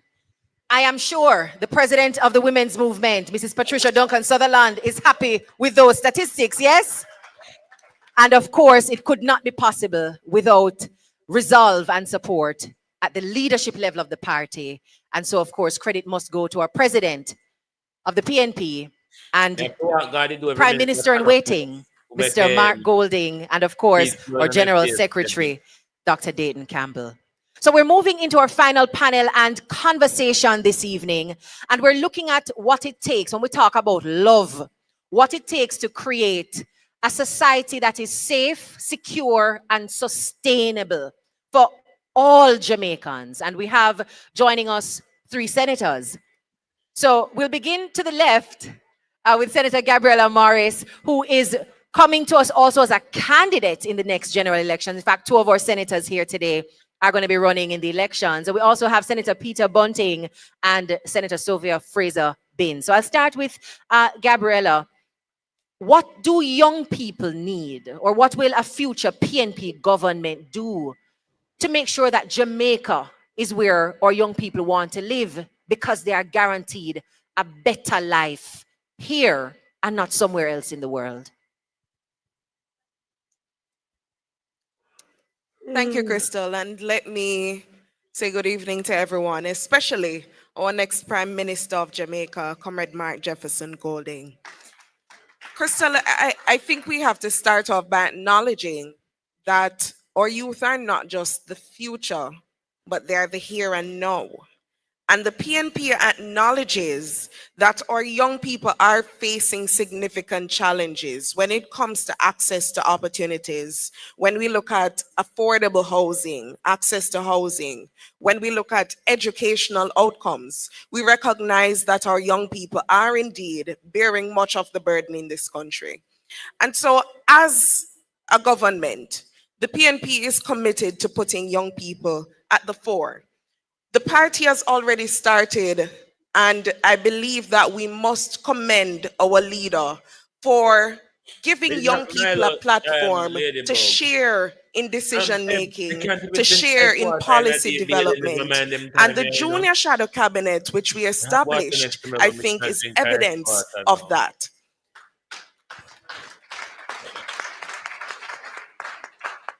We have taken an approach as a party that focuses on 4 key areas of youth development, education and training being the first. And one of the things we're committed to doing is reforming our curriculum in this country, because we know that we have to prepare young people for the world ahead and for the jobs that will take precedence in the modern world. And so the PNP will be focusing on reforming the curriculum to include subjects such as climate science, looking at artificial intelligence, because we believe that we must equip our young people with these skills so they can compete not just locally, but internationally. One of the things that we have also looked at and committed to doing is the reforming of heart. We want to ensure that in every parish, we have institutions that are geared to providing the skills that our young people need. And so we will be expanding the capacity of heart to offer more training programs to our young people. Another area of focus that falls under our education sector is that we want to look at digital literacy, because we know that we are in a technological age, and our young people, in competing and being equipped, we must train them with those skills. And so we will be focusing on a national digital literacy program, which will cater to 25,000 young people, and we aim to reach that target by 2029. We're also looking at a critical area of focus, which is job creation, entrepreneurship. And we recognize that there has been much buzz about record low rates. But one of the challenges that persist, especially for young people, is that while jobs might be available, these jobs are highly unstable and they also offer low wages. Our young people don't want to stay in a country where they have to be fighting to survive, fighting to make ends meet. And so one of the things that we are committed to doing as the next government is focusing on our entrepreneurs, because we want to encourage young people to not just be consumers, but producers, to create, to build, to develop. And so we will be implementing a national youth innovative fund, which will offer $1 billion and will be replenished annually. And that will focusing on supporting our young people who want to build businesses, who want to have startups, who are focusing especially on areas of technology, the creative industry. And we believe that this is a transformational program that will empower young people to build something for themselves. In terms of job creation as well, we are committed to providing 20,000 new jobs, especially in the area of tourism. We're looking at agriculture as well as the creative industry. And I want to move, Crystal, to the third pillar, which we have discussed earlier. It focuses on creative expression, culture, and sport. We know that our young people are incredibly gifted.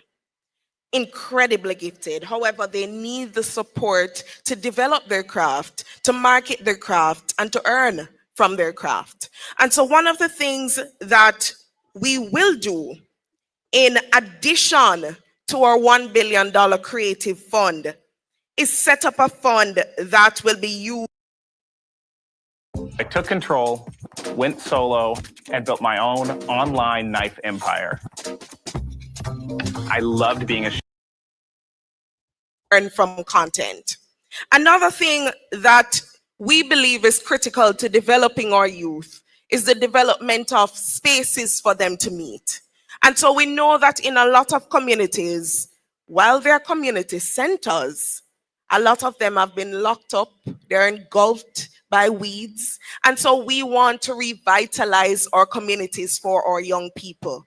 And so the People's National Party is committed to building 200 community centers across this island. So I know from my constituency of Northwest St. Anne, the people will be excited. And indeed, for other constituencies, both urban and rural, they will be looking forward to an initiative like this, because we know that our young people need these spaces as well for community engagement, for sport, for homework helper centers. And that is our promise to the Jamaican people, that our young people will have spaces to grow, learn, thrive, and to entertain themselves as well.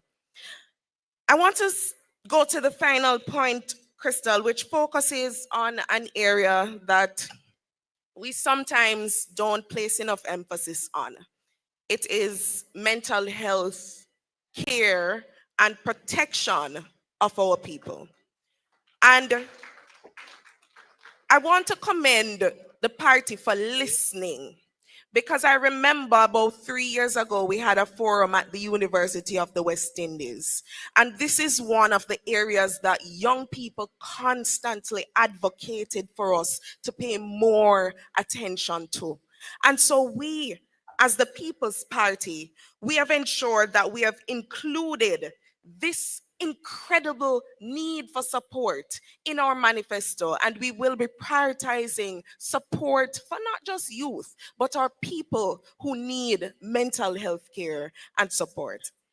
Another thing that we want to focus on when it comes to our youth and the care of our youth as well is looking at initiatives that will prioritize at-risk youth.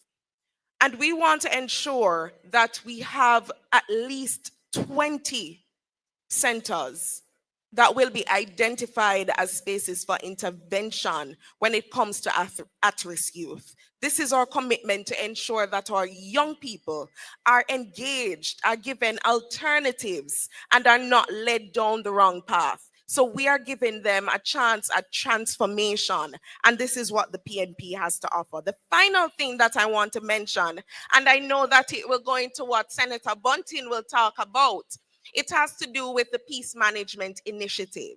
We hope and we are committed to ensuring that we expand the Peace Management Initiative to focus on our young people and to give them opportunities for mentorship and development and guidance that will deter them from any possibility of entering a life of crime. So, Crystal, I just want to close by saying that young people are not just a voting bloc when it comes to election time.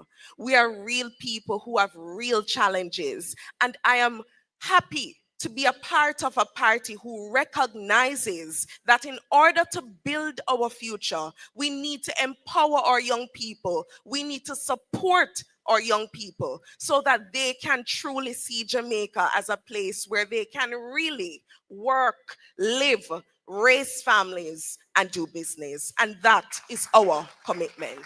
Thank you so much, Senator Gabriella Morris. If that is not a credible and diverse suite of solutions for the myriad issues that young people face, I don't know what is. And it is testament to the fact that when the PNP brings young people to the front, we bring them bright, aware, and ready to lead. Northwest St. Anne has a true champion on their side.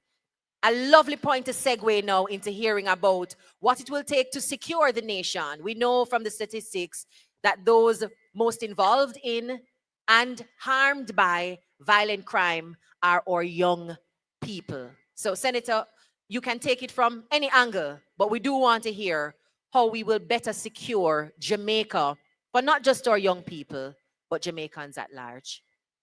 Thank you. There's a fundamental difference in the approach of the People's National Party to the existing administration. If I were to characterize the difference, I would say it's the militarization or the warrior mentality of the security forces that this government promotes versus the guardian mentality that the PNP promotes. So with a warrior mentality, our security forces go out to fight crime and enforce the law. With a guardian mentality, our security forces go out every day to uphold the human rights of our citizens. So we don't look on young people as just as potential recruits to gangs, and if they go off the rails, then we need to come down on them hard, longer prison sentences, etc.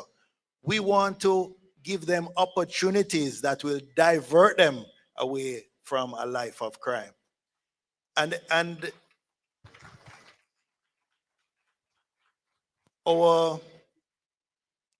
most of my colleagues have given a shout out to the next Prime Minister. But I want to give a shout out to the former Minister of Justice, Mark Jefferson Golding,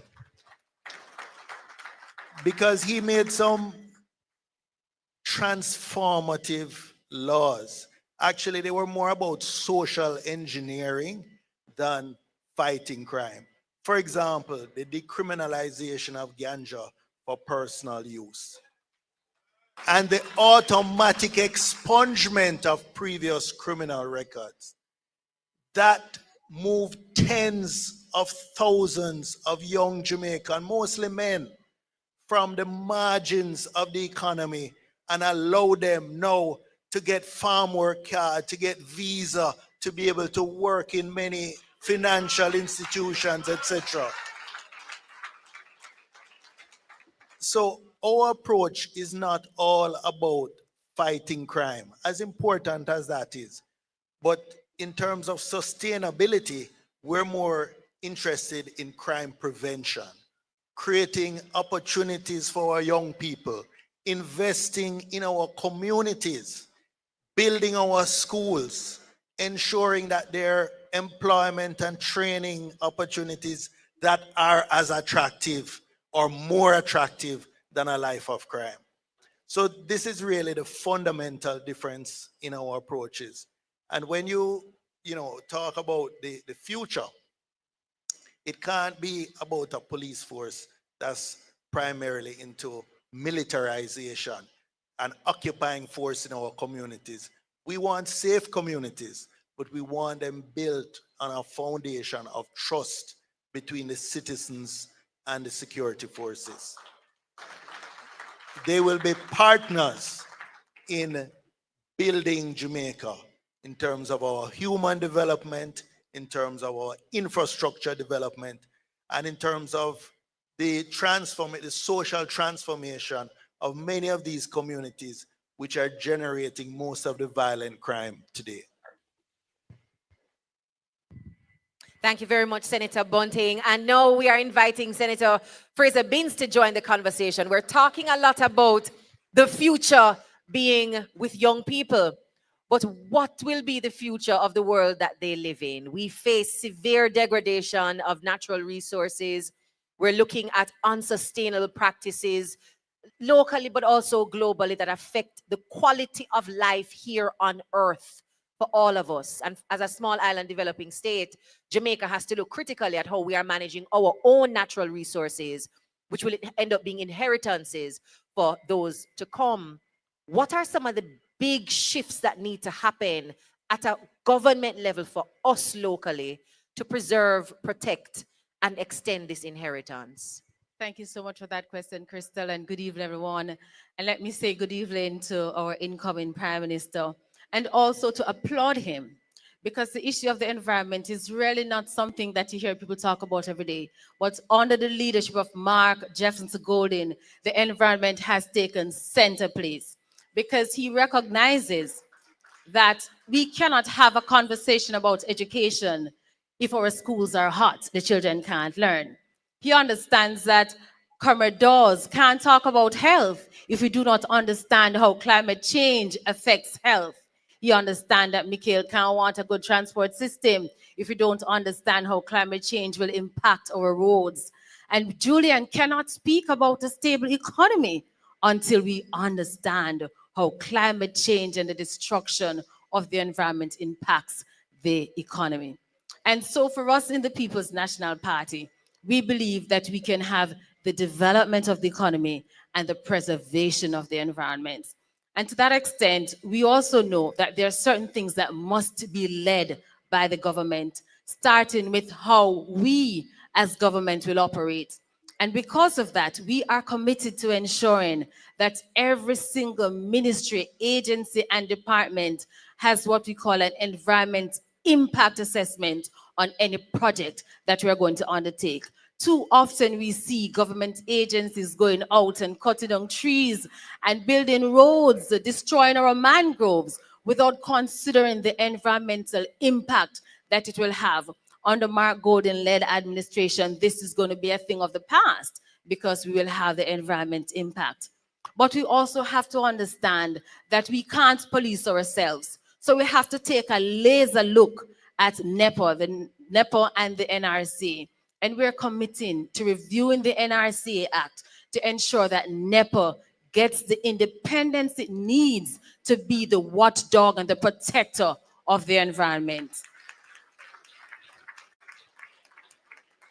We're also going to ensure that NEPA does not have to appeal to the Minister of Environment. We see the Bengal case where, notwithstanding the decision of NEPA, an appeal was made to the Prime Minister acting as the Minister of Environment, who reversed that decision with over 100 conditions. Under Mark Golden-led administration, there will be an independent appeal tribunal where persons can appeal to independent of the Minister of the Environment.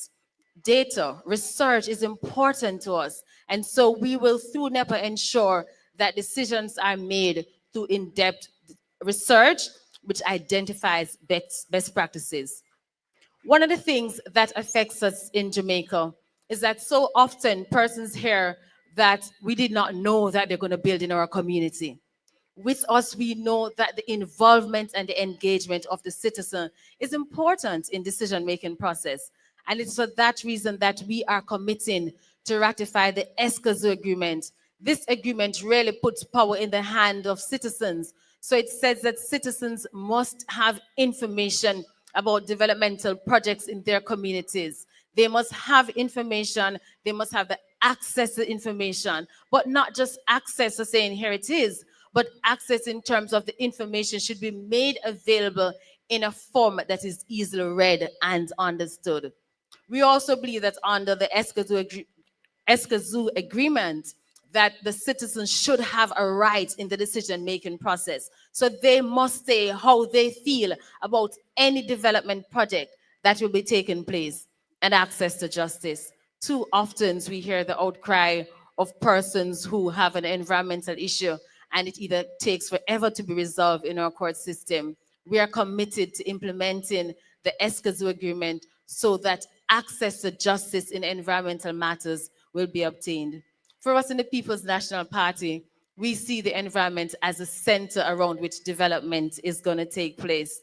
And we also understand what it means for the environment. We will also be working with our international partners because we know that Jamaica, as a small island developing state, cannot fight it alone. And that is why when Mark Golden becomes the chairman of CARICOM, he will ensure that CARICOM truly takes its place in the world in terms of negotiation. We will work with our diplomatic partners. We'll ensure that issues of climate justice, loss and damage are brought to the fore. And those are just some of the things that the People's National Party will advance in terms of protecting the environment. A round of applause, ladies and gentlemen, as we thank all three senators who have helped us curate, I think, a very interesting final wrap on today's discussion. around opportunities for young people, violence prevention, and environmental resilience. As long as you can spell, you can dispel the rumor, the myth, and the lie that we don't have any plans and they don't know what the People's National Party is presenting as a credible option for government. Not only will you be able to spell your way through our Mission Jamaica Love, you will always properly, you will also be able to identify measurable and precise outputs that you can hold us accountable to delivering. Please, a round of applause for all of our speakers, presenters, and panelists this evening that have helped to guide our understanding of Mission Jamaica Love. I now invite for a final bit of soulful investment in our audience today. Please welcome back to the stage, ladies and gentlemen, our songstress, Jodianne Pantry.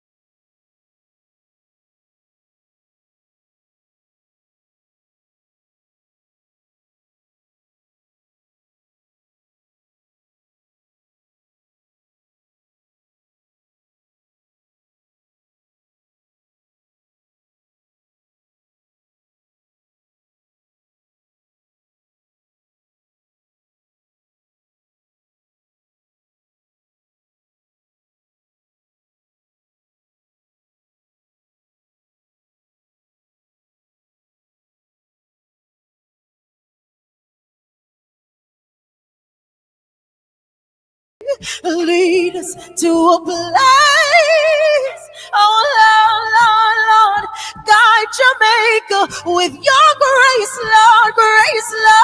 Lord, to a place where we'll be saved.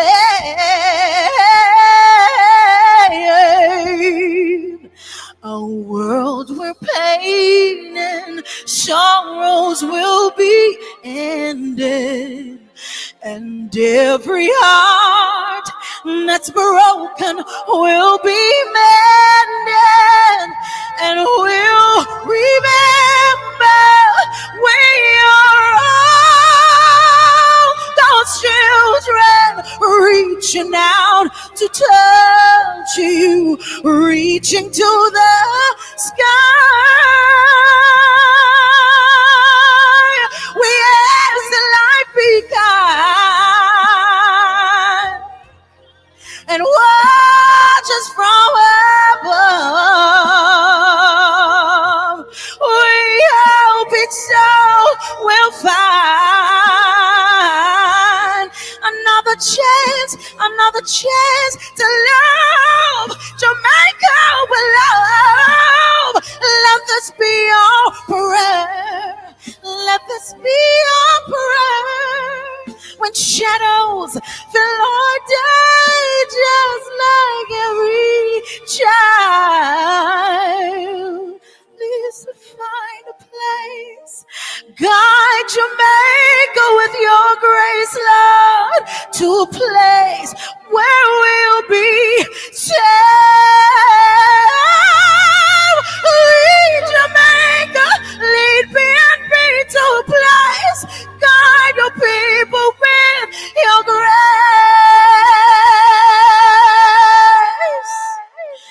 To a place where we'll be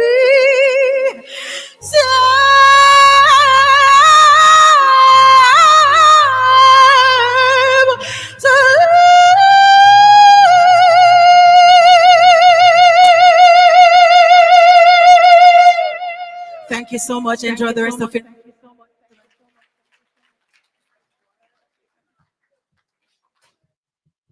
We just can't get enough of Jody and Pantry. Give it up one more time as we say our final thank you and farewell to her.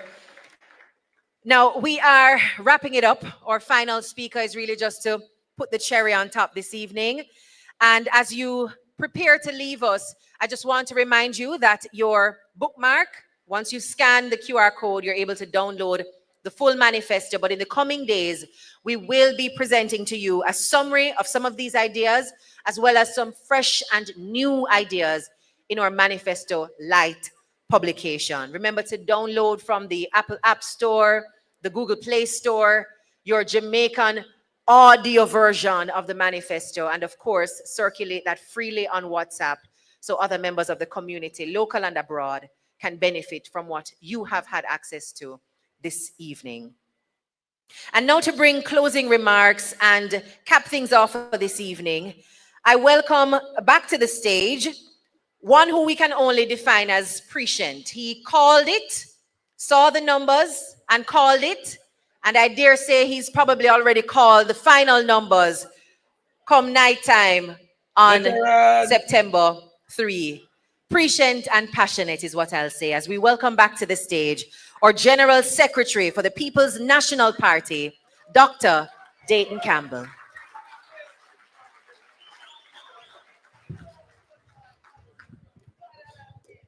Thank you very much. Ladies and gentlemen, we will be presenting, as you've heard before, 2 versions to our manifesto. This detailed version, and we know what our opponents are likely to do. There are government that has been there for 10 days. They're the ones who, 10 years. Did I say 10 days? Or they have most 10 days and look a bit left. But they knew that an election was due and they were supposed to call it. And yet still, we've gotten to this point and they don't have a manifesto as yet. We know exactly what they will do. We say 50,000 houses, they will say 60,000, even though in the last term they've only built 20. We took our time in opposition to consult with the people. This is the People's Party. We did messaging polls. We did focus group discussions. We involved the delegates at our annual conference. We got feedback from the task force, from the different shadow spokespersons. And we have put together some practical solutions for complex problems that are affecting our country. We've heard from the people. They want to see what they're working for. People want to be able to enjoy life here and don't feel that they have to migrate in order to have a good life. There is a burning desire for people out there that they want a better quality of life. Like Paul Bogle swinging his machete from Stony got in St. Thomas heading to Spanish Town, better, Moscow. Like Miss Lucky toiling over the dirty laundry, washing them to send her 3 children to school, better, must come. Like a higgler in St. Elizabeth, who toils and carries her goods to Kingston to the market to sell so she can afford to send her children to school, better must come. The taxi driver in St. Mary that is working hard, that now can finally own a home through the rent-to-own program, understands that he will bring dignity to his family, better must come. The child in Clarendon up in Crooked River that needs to get down to St. Hilda's and can't go on the whole school buses but needs that subsidy to take them to school, they must understand that better must come. That youngster in Manchester that has done everything that we've asked of them, have passed 10, 11, 12 subjects, but now have to be working in a wholesale or somewhere else. They understand now that they too can go to university and break the intergenerational chain of poverty. Better must come for that family. For that teacher in Portland that is building the next generation, and in our time off want to enjoy the beach but can't enjoy the beaches in this Jamaica, the land of wood and water, they too must know that better must come. I want to say to Jamaica, we cannot have a prime minister that could not get a work in a bank or in the public sector continuing in office. If you're not certified, you can't fast fit and proper, you couldn't get a work in a bank in Jamaica. You couldn't get a work in the public sector. So we want to ensure that Jamaica understand that in the office of Prime Minister, better must come. And so I invite the incoming Prime Minister and the candidates for the People's National Party to stand up and come to the front here in front of the audience. Because regardless of what they have said, we have a team that is led by a leader of integrity. We have experience mixed with youthful exuberance, intellect, diligence, and hard work. We are the team PNP. We believe in the People's National Party. We are PNP not because of what we have received. We are PNP because of what we believe. This is PNP, progress, not promises, as it has been in the beginning and as it will be in the end. The word is love. Jamaica love. God bless you. Thank you for joining us and have a fantastic evening. See you on the campaign trail.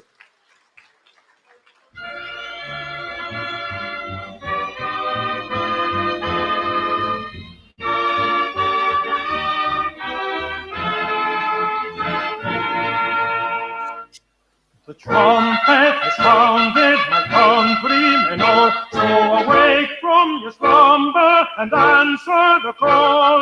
The torch has been lighted, the dawn is at hand. Who joins in the fight for his own native land?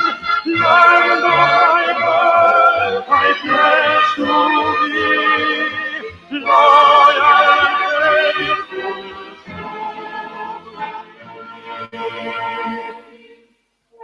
The toil will be heavy and the campaign long. The road will be dreary, the barrier strong.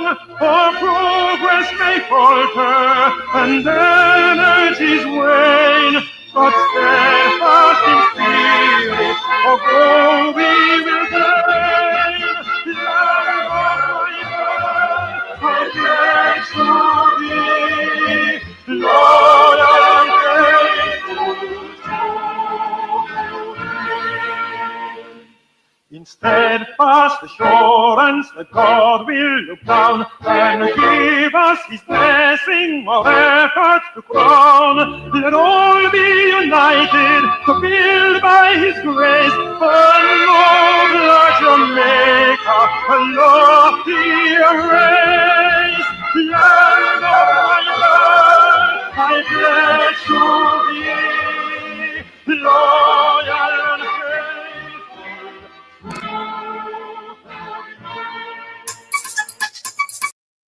There you have it, Jamaica, an evening full of policy, lots that we will have to throw over in the coming days, an evening full of poise and class.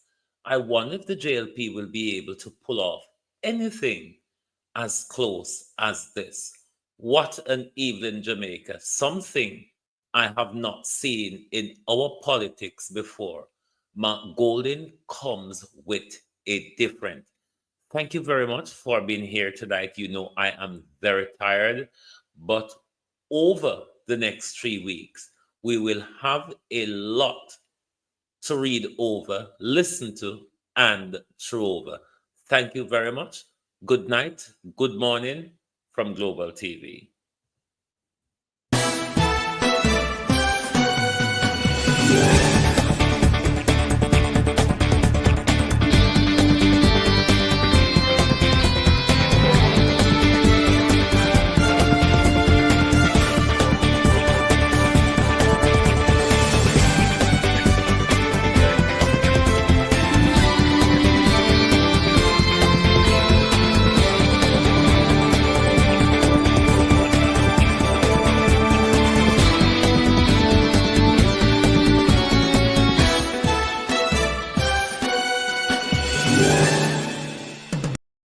If you don't like missing out on the latest shows but still enjoy classic hits, then Global TV Group 358 is your perfect match.